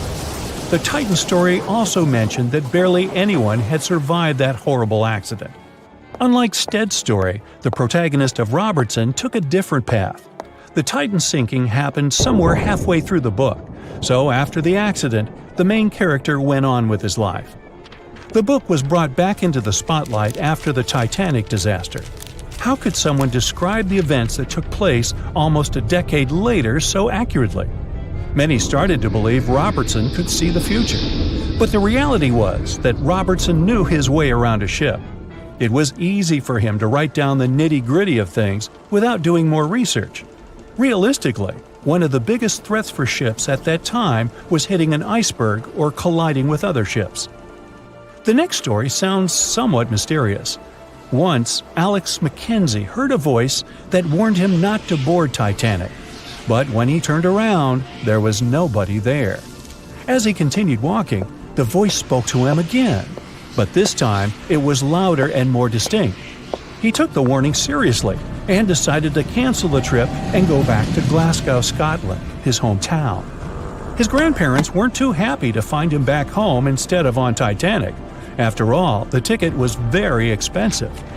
That disappointment very soon disappeared when they heard that the ship had struck an iceberg. John Coffey was a member of the crew of Titanic, but he decided to ditch the ride when the ship stopped at his hometown in Queenstown, Ireland. His inner voice told him to get off the liner, and he did. He was only 23 at the time, and for someone his age, it could be a major career boost and an opportunity to grow. Despite the horrible tragedy, the guy signed to work with the RMS Mauritania just months after the Titanic sinking. Talk about commitment. Some added info was revealed about what may have contributed to the fall of Titanic. The constructors insisted that the ship was unsinkable, but many people later theorized that the vessel's steel plates had been too frail for the freezing Atlantic water. It may have caused the rivets to pop, allowing ocean water to seep inside. Another theory is that there may have been a fire in the hull of the Titanic that had been raging for 3 weeks before the voyage. The fire softened the steel, allowing the iceberg to cut through it like a hot knife through butter. Some pictures before the ship set off on its journey show black marks on the hull, which could have been caused by fire. Either way, the iceberg would have caused significant damage in any case, no matter if there was a fire or not. Some people also blame those who designed the Titanic. The ship was built with large joints at the bottom, which probably snapped easily during the collision.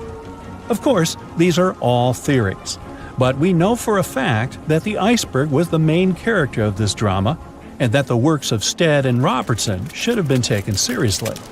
Either way, this should be a lesson for the future, helping to prevent similar tragic accidents. By the way, ocean liners and passenger ships wouldn't exist if it hadn't been for Thomas Newcomen. In 1712, he invented a steam engine that was so strong it could produce enough energy to power a ship. And a century later, in 1819, the first steamship traveled across the Atlantic Ocean to Liverpool, UK. It only took the vessel 29 days to cross the ocean. The passenger ship industry boomed in the early 1900s when it became easier for people to move to America or go on holidays. As decades rolled by, the use of aircraft stole the spotlight from passenger ships since planes were faster and more efficient. Nowadays, it's quite rare for a passenger ship to collide with anything in open water. Modern technologies can detect anything that can pose a threat and even predict stormy weather. Cruise ships these days are giants compared to the vessels of Titanic's era. Modern ships can carry almost twice the number of passengers and have amenities folks back then could only dream of. Most cruise ships these days have several restaurants to choose from, multiple swimming pools, and game rooms to catch a break. If you're in the mood for some fun, you can watch live performances. Don't forget about the helicopter pad, because why not? Don't worry if you start feeling unwell. The in-house doctors are always there to help any passenger in need. And these ships are only going to get bigger. Putting Titanic and a modern cruise ship side by side is like comparing a Corgi to a Doberman. Back then, Titanic was the biggest and most cutting-edge vessel anyone could dream of. So, who knows what the future of cruise ships can hold? We might even have entire cities floating around. That would be a really big boat. Once a famous giant, the largest ship of that time. Now 2 grand pieces lying on the ocean bottom about 2,000 feet apart, torn by the catastrophic collision of time itself. The stern of the Titanic got completely ruined after hitting the ocean floor. But you can still recognize the bow since many interiors were left preserved. There's a type of bacteria found on the ship's rusticles. A rusticle is this brownish formation of rust. It occurs deep underwater when the wrought iron the ship is made of oxidizes. It means the bacteria eat the iron of the Titanic's hull, piece by piece. And it seems they might finish their snack by 2030, way sooner than when anyone would expect the wreck to be gone forever. You may think it would probably be easier to take the wreck out of the water so that we got to keep it, but it would fall apart if anyone tried to do that. It's been in the water for more than 110 years now, and is now so rusty that no one would be able to reconstruct some parts even if we managed to get the ship out of the ocean depths. What do you think? Could any of about 700 people that had survived the sinking of the Titanic hear it hit the ocean bottom? The largest ship that had ever been made till then disappeared literally before their eyes after all. But sound most likely wouldn't have traveled from water to air. We can't hear that well in water because our bodies are not designed to hear in such environments. And although passengers were close to the sinking site, the Titanic still hit the bottom a long distance away, 12,500 feet. There are so many underwater landslides and earthquakes we cannot hear, and they make way more noise than a single ship slamming into the ocean floor. Most vibrations and sounds must have dispersed over a large area. Also, the downblast of water, which many believe hit the Titanic after it had touched the bottom of the ocean, would have pushed back the majority of the potential acoustic vibrations. Plus, the bottom of the ocean is not hard enough to produce such loud noises. Many survivors said they had heard terrifying noises as the Titanic was breaking apart, but none mentioned hearing anything after the ship disappeared below the surface of the water. Some survivors shared how chaotic it was when passengers, mainly women and children, were getting into lifeboats. There weren't enough boats, and still, some of them weren't even filled to their full capacity. No one knew how to react properly in such a situation. The lifeboat drill had been scheduled for the morning before the Titanic hit the iceberg, but for some reason, it got canceled. A giant ocean liner everyone believes is unsinkable takes a trip across the ocean. On its way, it strikes an iceberg and sinks. Yeah, we all know how the story goes. But what's scary is that it's also the plot of The Wreck of the Titan, a novel published in 1898, 14 years before the Titanic went to the ocean bottom or was even constructed. In the novel, the Titan, what a scarily accurate name too, didn't have enough life jackets, vests, and lifeboats for all the passengers on board. It was also the largest ship of that time, almost identical in size to the Titanic, and both the Titan and Titanic sank in April. Dorothy Gibson was an American silent film actress. She was also one of the Titanic passengers. She survived the catastrophe. Right after she came to New York, she started filming Saved from the Titanic. The film was released only 1 month after the ship sank. Dorothy was even wearing the same shoes and clothes she had worn when she had actually been on the ship. The movie was successful, but it got destroyed in a fire, so it only exists in memories, like Jack Dawson. Titanic wasn't all alone in the restless waves of the cold ocean near the iceberg it struck. The SS Californian was relatively close. Their radio was shut off for that night though. At one moment, the crew members noticed mysterious lights in the sky. They immediately went to wake their captain up to tell him, but he issued no orders. Some believed it was just fireworks. They never realized it was actually a call for help. The flares crew members of the Titanic sent off to the sky, hoping someone would notice.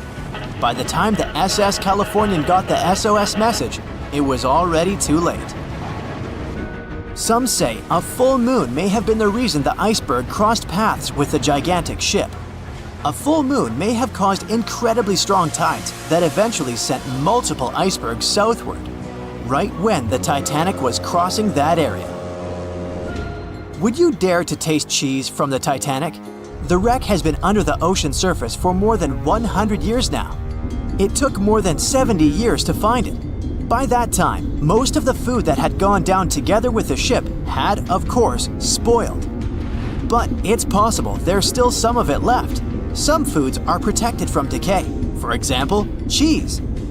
The microbes that turn milk into cheese create special conditions to protect the product from spoiling. Multiple things have survived the Titanic. A handwritten letter where a mother and a daughter wrote to the girl's grandma about the amazing journey they were on together. The letter has been around for more than 100 years and got sold at an auction. A battered pair of white cotton gloves was found in the wreck. Musicians on the Titanic played till the very last moment. Sheet music and one violin were found among the wreckage. The bell one of the crew members rang 3 times to warn there was a very close iceberg on their way. A pocket watch that stopped at 1:45 a.m., the time when the ship went under the water. Perhaps one person could have changed what happened on the Titanic. David Blair was a pretty lucky man. He was supposed to take the spot of the second officer of the Titanic. He was pulled out at the last moment, which eventually saved his life. It was a great thing for him, but something clouded his joy.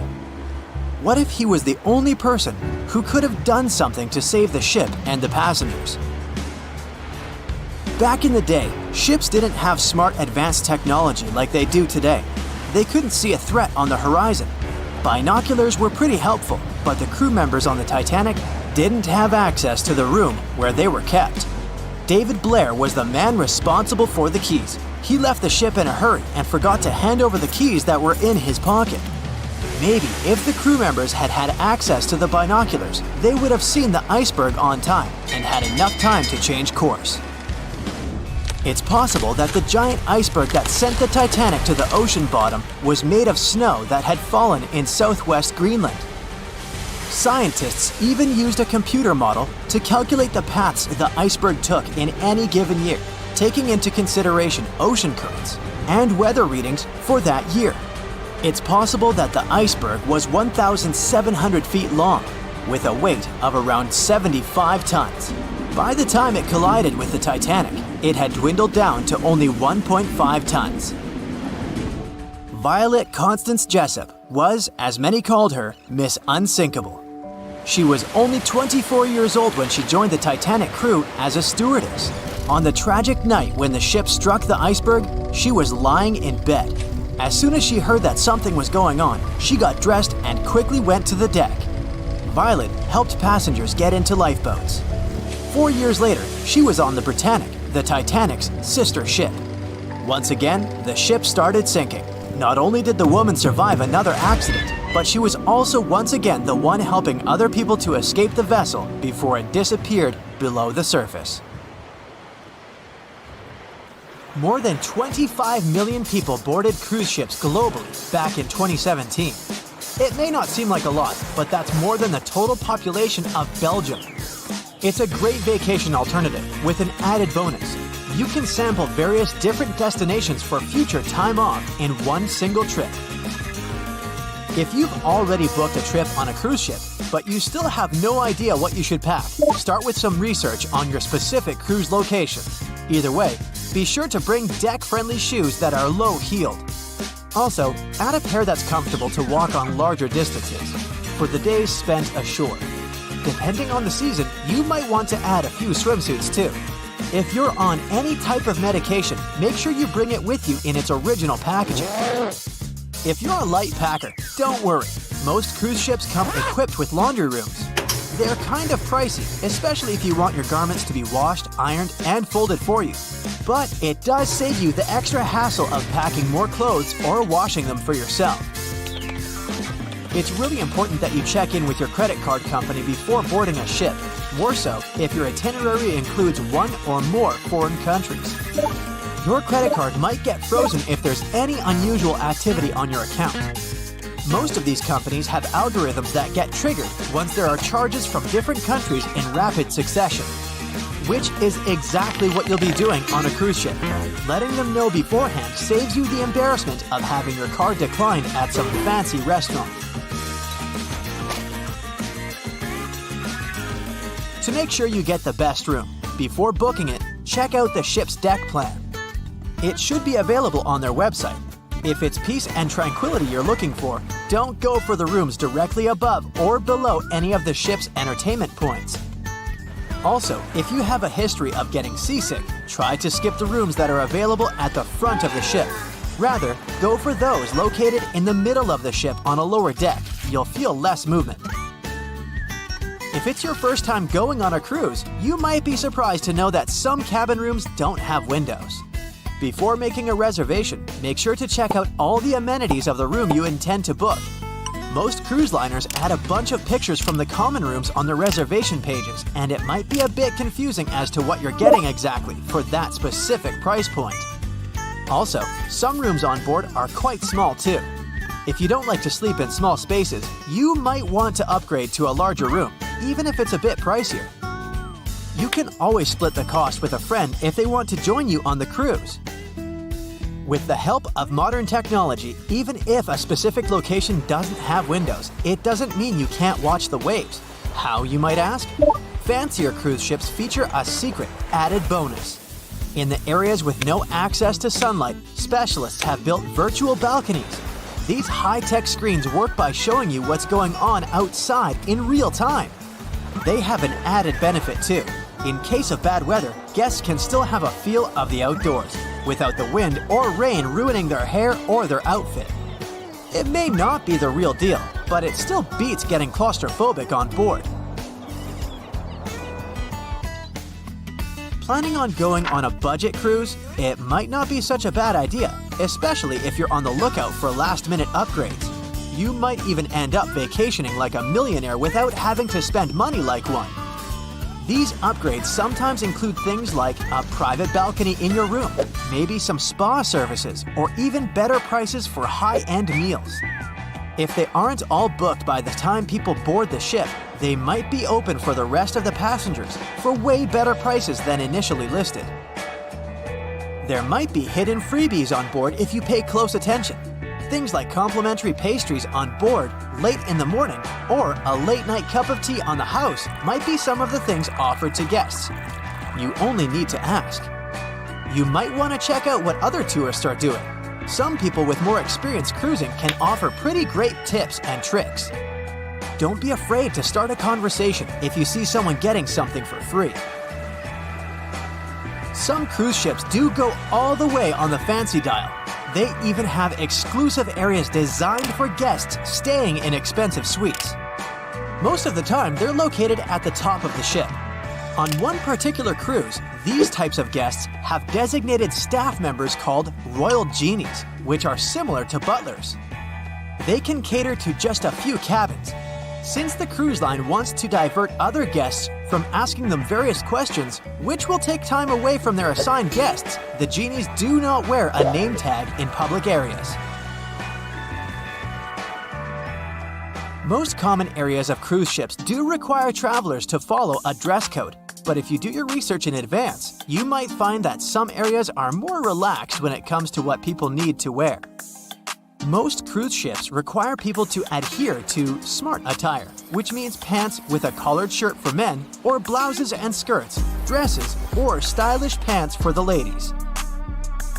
As for the travel destinations, be sure to research the ports you're about to visit in advance.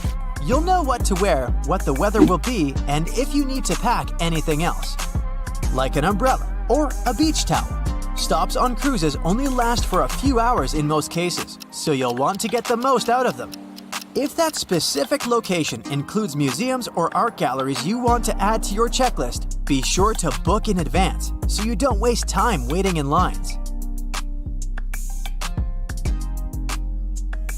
Some cruise ships even provide their guests with private tours of the ports they're about to visit. Do make sure to book them in advance if this is something you might be interested in, as the list gets pretty full quite fast. Independent tours are a bit more private. You can spend time with your tour guide and even ask more questions. Always remember to put your phone in airplane mode while on board. Most cruise ship horror stories involve cruising newbies that ended up paying thousands of dollars in cell phone charges while on ships, just because they forgot to turn it off. If you're the type of person that can't switch off their phone, be sure to check with your cell phone provider before traveling internationally. Some can provide special plans for limited amounts of time, without extra charges. You'll be free to chat, call, or browse YouTube videos without worrying you'll end up paying a fortune. Most cruise ships also provide you with complimentary Wi-Fi or Wi-Fi packages that can be purchased in advance, which are way more affordable. You can stick to communicating with your friends and family back home via FaceTime or Skype. People that have heard about the Titanic tragedy will always wonder what might happen if something goes wrong while on board. Let's take lifeboats, for instance. The Titanic had a mere 20 lifeboats on board, which were tragically not enough to fit all the passengers after the ship hit the iceberg. Some fancy cruise ships these days have an even lower number of lifeboats, anywhere from 15 to 18. Sounds strange? Well, not really, given the fact that each lifeboat can accommodate up to 370 people. Even the largest ships, which have an estimated capacity of 8,000 people if fully booked, including tourists and staff, are safe in case of an emergency.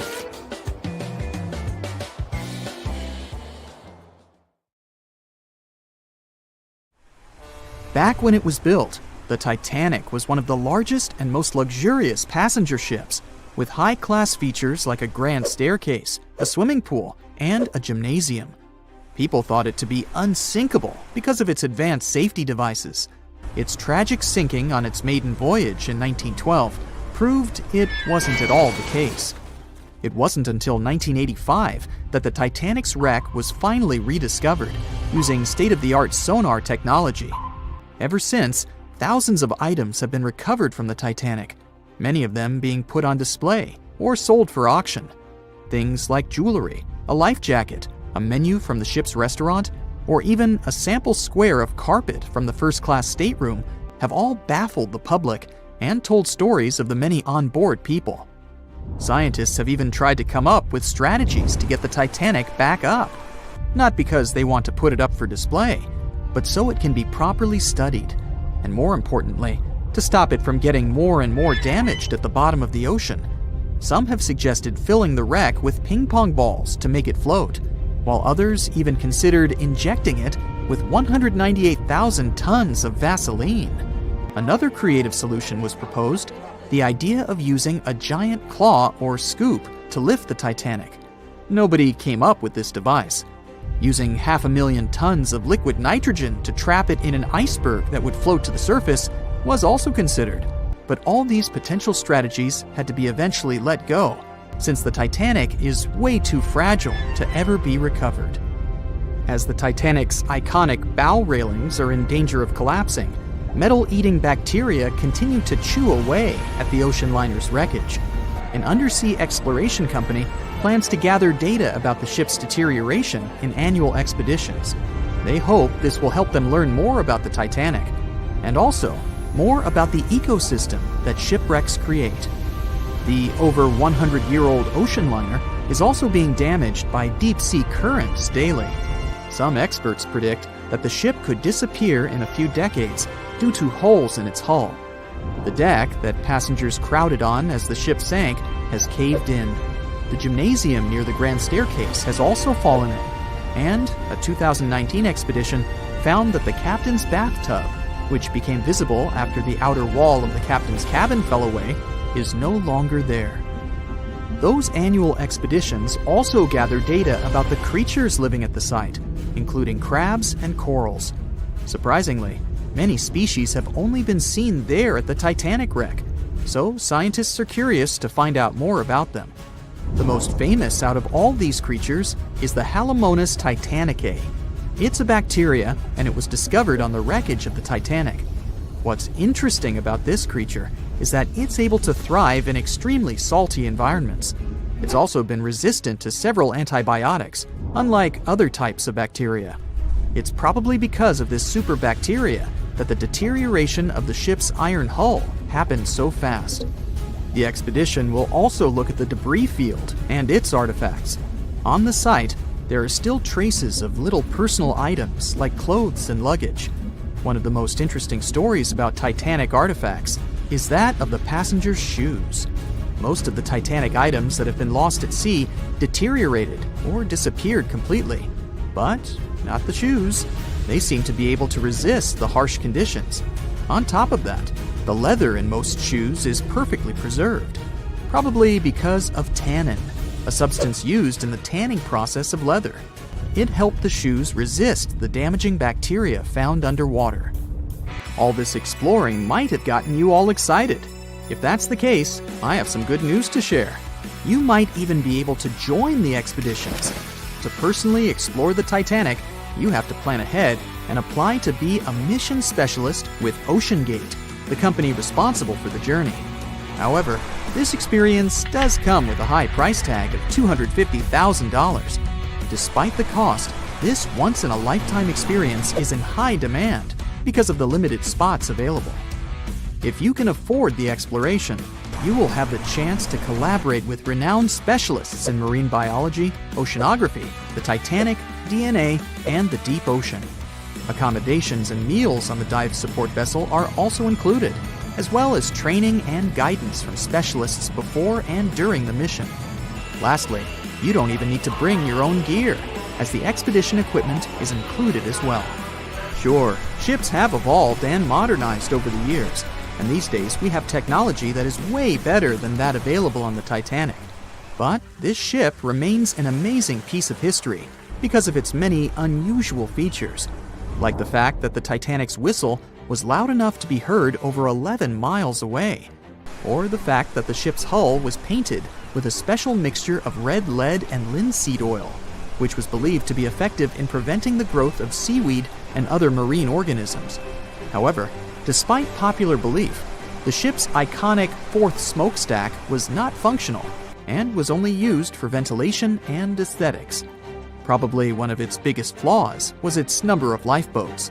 Despite its size and luxury, the Titanic only had 20 lifeboats on board, which were not enough to save all of its passengers and crew once it hit the iceberg. The Titanic may be the most famous shipwreck, but it's not the only one. The fleet of Kublai Khan tells a similar story. This one was a large naval force commissioned by the Mongol ruler Kublai Khan in the 13th century. The fleet was intended to travel to Japan and establish the Mongols as powerful rulers in the region. However, in 1281, the fleet was supposedly caught in bad weather and was seriously damaged, with many ships being destroyed. Legend has it that the fleet was torn down by a massive typhoon that came to be known as the kamikaze, or divine wind. This strong storm was believed to have been sent by the higher spirits to protect Japan from the Mongols. The truth about its disappearance remains a mystery to this day. However, the wreckage of the fleet, or parts of it, appears to have been discovered in the 1980s by Asian archaeologists.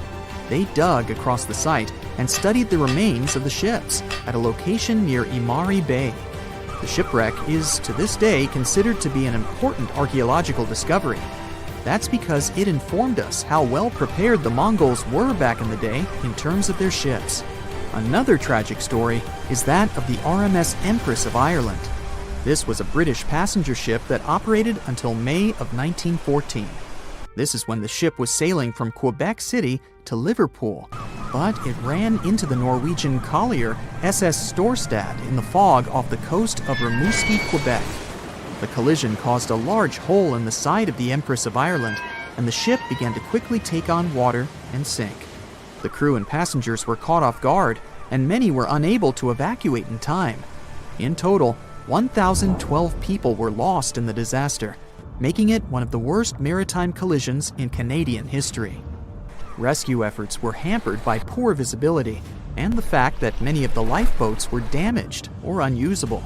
Only 465 people survived the sinking, and many of them were rescued by the Storstad, which had remained in the area despite its damage. The sinking of the Empress of Ireland was a national tragedy in Canada, and it led to changes in maritime safety regulations and the establishment of a Coast Guard. The ship still lies at the bottom of the St. Lawrence River, where it has become a popular dive site for enthusiasts.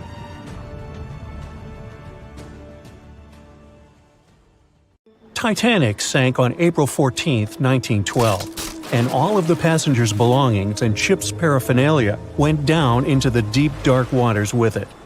These objects patiently waited to be discovered until 1985. Titanic sank fast, and there seemed to be almost nothing left from the ship. Yet divers in small submarines managed to retrieve plenty of artifacts from the wreckage. If you wonder what those surprising items look like, hey, join me. A number of museums have collections of Titanic items rescued by divers or donated by survivors and their relatives. And some of those items are even sold at auction. So if you're ready to spend a pretty penny on an exclusive artifact, hey, why not?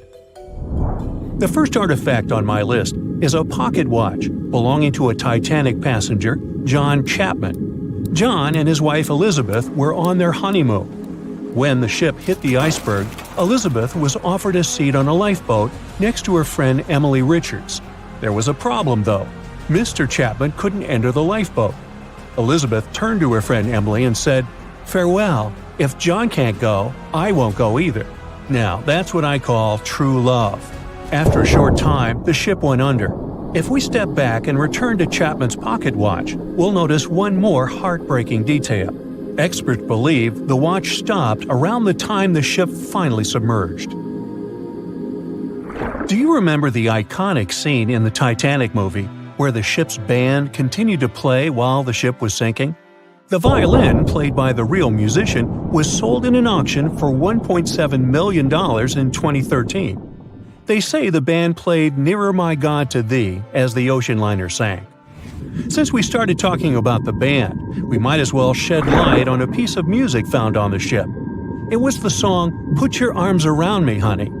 Considering the fact that paper gets ruined almost instantly when it meets with water, it's a miracle to see those documents. Another saved paper document is the lunch menu. The first-class passengers wore their beautiful dresses and enjoyed their meals without knowing that it was their last lunch. This unique item was auctioned for $122,000. Meals were offered based on class.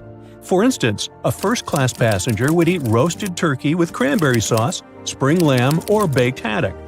In comparison, a third-class lunch consists of stuff like rice soup, fresh bread, roast beef, and brown gravy.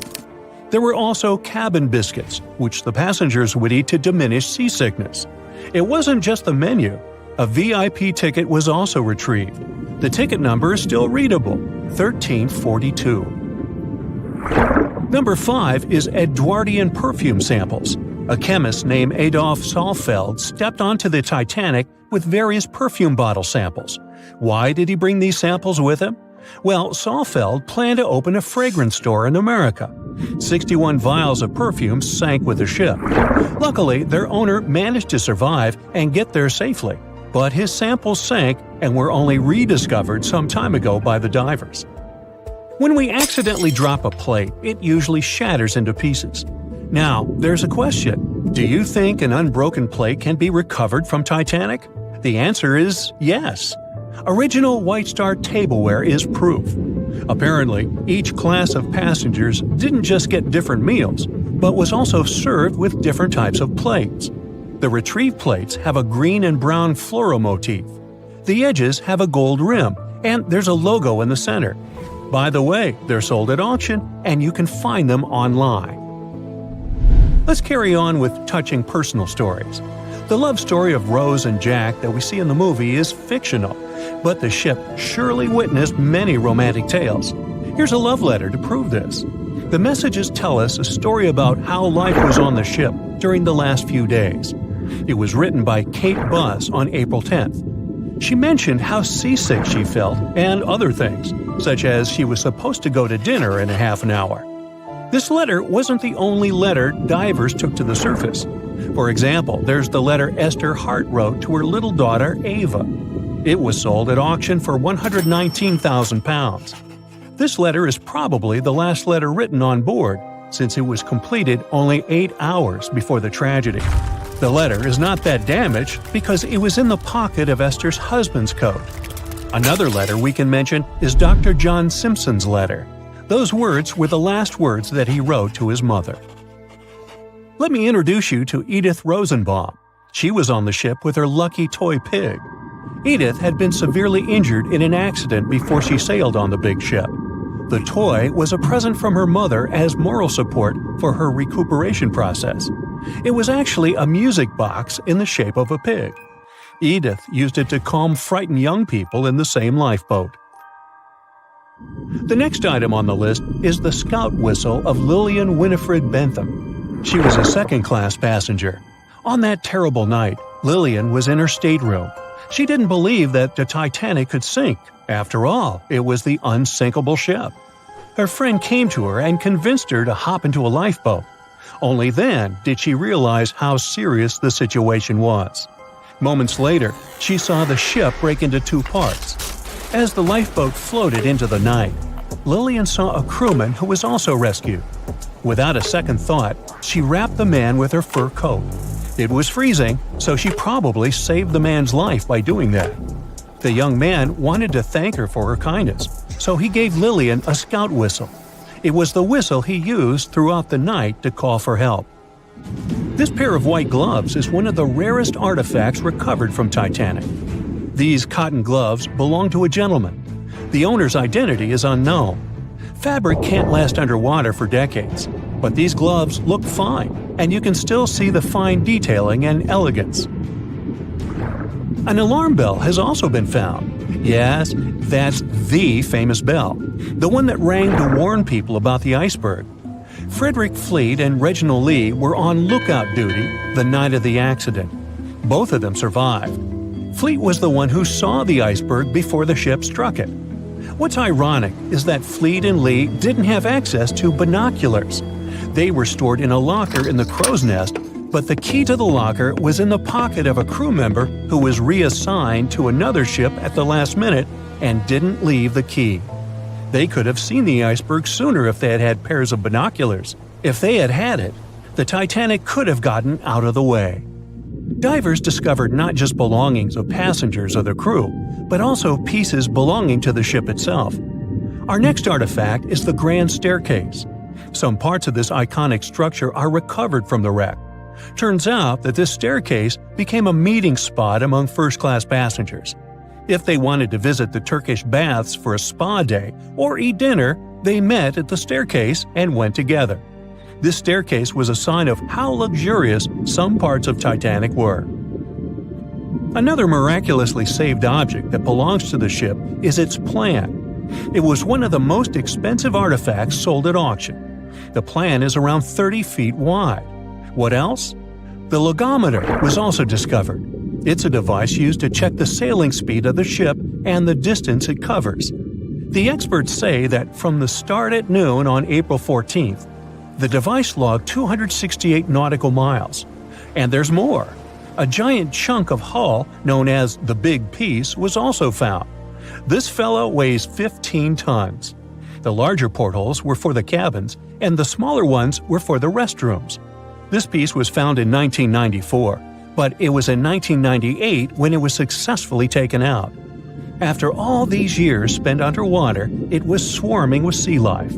Still surprisingly, the portholes still had glass. Now, let's assume you were a diver and you could only take out one of these objects. Which one would you pick?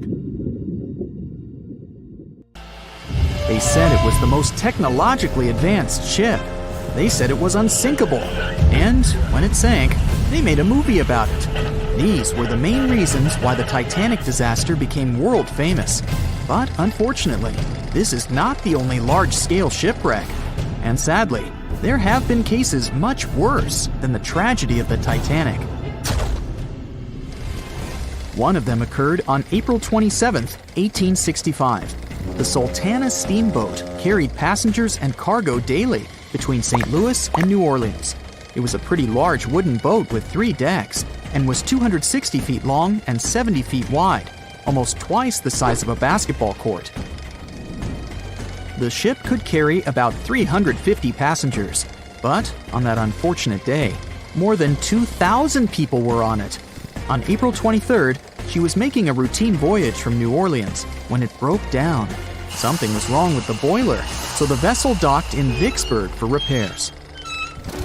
At the port, the ship's captain, James Cass Mason, found out about an excellent opportunity to earn a lot of money. All he needed to do was to transfer a large group of former prisoners to the north. The captain agreed to do it, but the problem was that the boiler required a lot of time to repair. Mason was afraid that his competitors would take the job, so he decided to sail despite the malfunction the ship had. He patched up the holes in the boiler instead of a big repair and invited all the ex-prisoners on board. So, there was a broken boiler, an excess number of passengers, a lack of lifeboats, and not the best river conditions. Also, the captain refused to send the ex-prisoners to the hold, so they were all with ordinary passengers. There were strong chances for a shipwreck, but the greedy desire to earn more money was stronger. The Sultana went on a voyage and sailed up the river for 2 days. At this time, one of the biggest Mississippi floods in history began. The river overflowed its shores because of the flood, with the water level rising several feet. All the trees on the shore disappeared, and only the tops were sticking out of the water. The ship sailed opposite this powerful current, making the boiler work too hard. On the evening of April 26th, the Sultana arrived in Memphis, Tennessee, and they loaded even more, 120 tons of sugar and 200 passengers. She got incredibly heavy. Around midnight, the ship continued its dangerous journey. The captain sailed to barges to load a shipment of coal. At 1 a.m., the vessel left the barge. At 2 a.m., the broken boiler, unable to withstand the load, suddenly exploded. The Sultana was just 7 miles north of Memphis. Few people survived that day. The Problem was that passengers trying to escape from the fire jumped into a cold river with a strong current. The Sultana disaster is considered the most tragic shipwreck in the history of the United States. The exact number of those who didn't survive is still unknown. According to various sources, this number was from 961 to 1,800 people. Don't be surprised that almost no one knows this story. There were many more survivors in the Titanic tragedy, and everybody heard about it. But the Sultana sank during one high-profile event. 12 days before the shipwreck, the country lost Abraham Lincoln. People hadn't yet recovered from this news, so no one paid much attention to the tragedy of the Sultana. Many catastrophes happened quite recently by historical standards. One of them occurred in 2002. The ferry La Jula was a Senegalese vessel. The ferry sailed twice a week, mainly along the coast of Dakar, carrying passengers who traded mango and palm oil. It made daily voyages and never faced severe problems thanks to modern rescue equipment and good repair service. But one day, the ship's crew discovered a malfunction and sent the boat to port. For almost a year, La Jula was in a non-working condition, awaiting repairs. But it didn't get high-quality service. After poor maintenance, the ferry set off on its last voyage. On September 26, 2002, La Jula sailed between southern Senegal and Dakar, and at 11 p.m. headed toward Gambia, where a strong storm began. The wind raised high waves, but this wasn't critical for the large passenger ship unless the number of people on board didn't exceed the established norm. La Jula was supposed to carry about 500 passengers, but had many more people that day. Too many passengers, poor repairs, and a strong storm caused severe problems for the ship. But the main factor in the shipwreck was that La Jula was only built for sailing in coastal waters, but that day, it sailed far from the shore.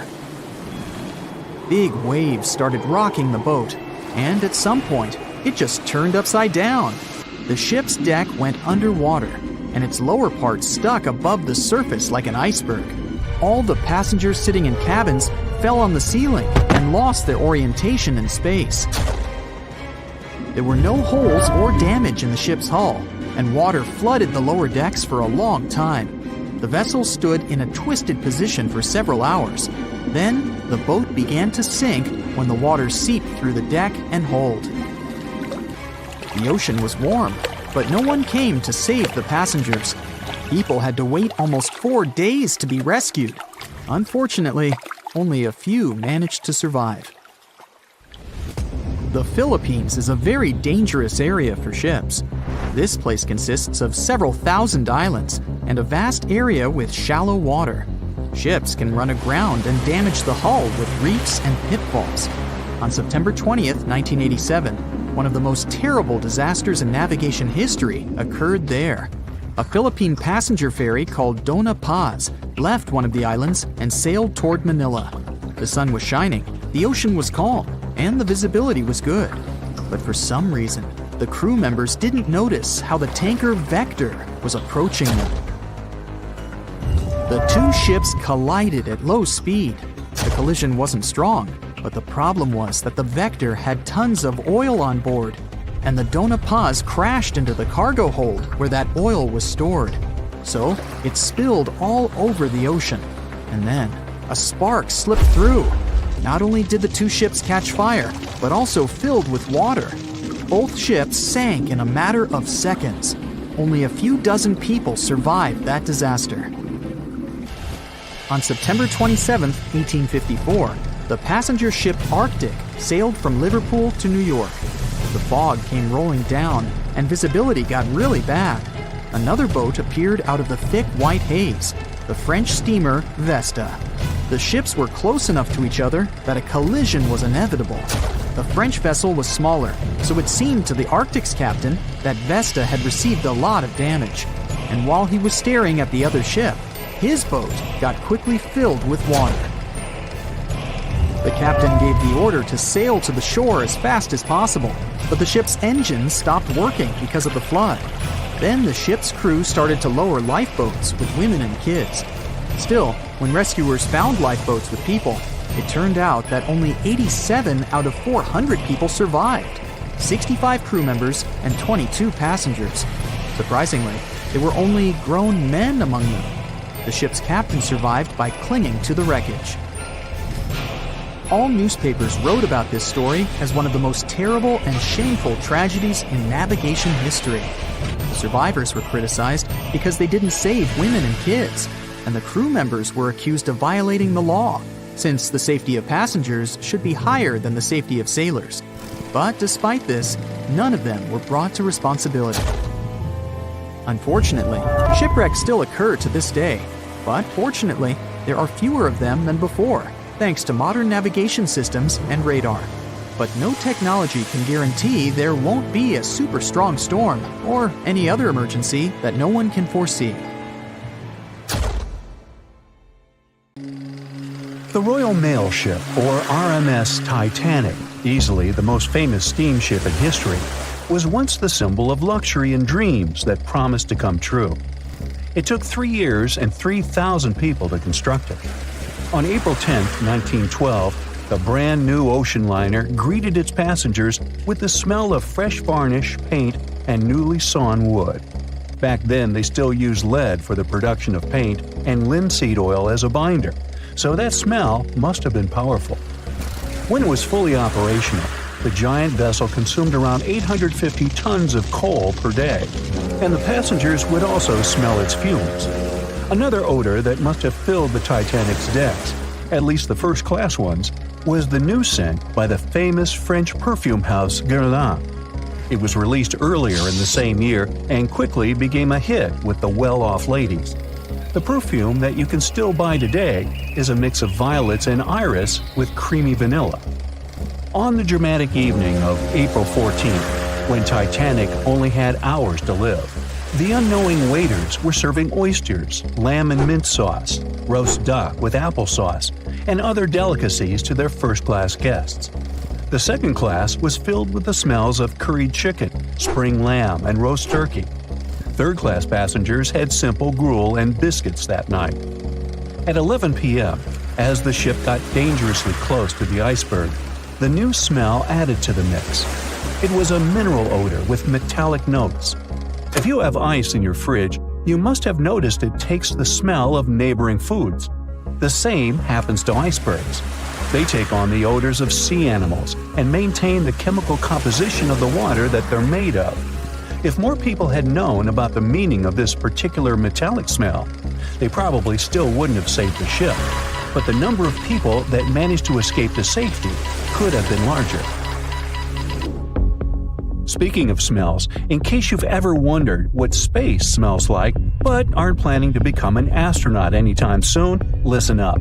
You can try out Eau de Space, an aroma that was designed by NASA decades ago.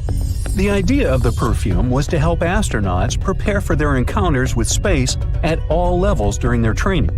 But hold on a second, space is a vacuum, so it technically shouldn't have any smell. Yet, astronauts who have been out there remembered it as a pleasant metallic odor, something like the smell of welding fumes or burnt gunpowder. They could smell it on their spacesuits after coming back into their spacecraft. We can also guess what other planets smell like based on what their atmospheres are made of. Venus has clouds of sulfuric acid in its atmosphere, so it must smell like rotten eggs. Mars and Uranus also smell like rotten eggs, by the way. Each of the layers of Jupiter's atmosphere is made up of different chemicals. That's why it smells different depending on where you are. Some layers would greet you with a yummy aroma of bitter almonds or marzipan, and others, closer to the top, smell like cleaning products. The remaining planets of the solar system are unlikely to have a distinctive scent because they're mostly odorless gases in their atmospheres. As for our natural satellite, the Moon, the Apollo astronauts claim that its dust smells like gunpowder. The fragrance of fresh-cut grass makes regular mowing it nearly worth it. But did you know that the grass isn't having a great time while you're doing it? In fact, it's sort of screaming for help. And because grass can't scream out loud, it expresses discomfort by releasing a mix of smelly, volatile molecules. It does it to protect itself from insects. Caterpillars and other similar creatures just love to munch on sugary plant snacks. When you mow the grass, it releases jasmonic acid, among other things. It's sort of a signal to parasitic wasps that there is a caterpillar available. These creatures deal with the grass's offenders, and it can keep growing happily ever after. From the point of view of the grass, mowing is not much different from an insect attack, so it protects itself the best way it can. The rain has an easy-to-recognize powerful smell, also known as petrichor. But where does it come from? Turns out some plants secrete oils during drought. The rocks and soil accumulate those oils compounds, and when the raindrops hit, they mix with water and release into the air. Sometimes these oils combine with chemicals produced by bacteria living in the soil. The result of this cooperation is a musky odor you can smell in the woods or in your garden when you turn over the wet soil. Ozone also adds to the smell of rain, especially after thunderstorms. It happens when a lightning bolt's electrical charge splits oxygen and nitrogen molecules in the atmosphere, and they later recombine into ozone. One theory says we enjoy the aroma of rain so much because it's imprinted in our brains. Different cultures have always associated rain with something positive, and we could have inherited that perception. Now, chocolate fans, of which I am one, this is for you. There are flowers that smell exactly like your favorite tree. It's a product of a tropical plant, after all, and since it's impossible to recreate the exact magical scent chocolate has in a perfume, you can plant some chocolate flowers, also known as the green eye lyra leaves, in your garden. These flowers look like daisies with yellow petals around a deep red center. When you pick its petals, the flower releases the delicious smell we all love so much. The leaves and branches of the plant also have the same fragrance. Now, in case I got you interested, you can find the flower in dry soils of Arizona, Texas, Colorado, and other states with similar climates. It blooms all year, and the aroma is strongest on warm days. The bear cat, also known as the biturong, does not only look super cute, but also smells like buttered popcorn. Biturongs prefer to stay alone and use their aroma to mark their territory and find potential partners when they have to.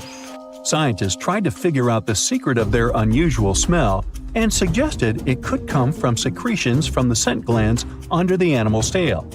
Further research showed that the popcorn smell comes from the bear cat's urine. After the animal answers nature's call, it leaves a scent trail in the trees with its tail that often gets soaked. But if the real popcorn only releases its amazing smell when it's popping under heat, how do bear cats manage to do it without a microwave? Well, the answer could be in their diet, or more likely, in the bacteria that come in contact with the animal's natural fluid.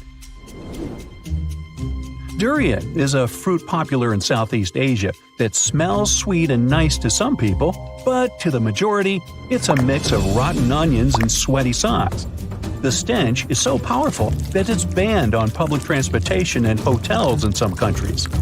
The secret of durian is its 44 odor-active components. The mix is so complex that you can never tell what it's going to smell like.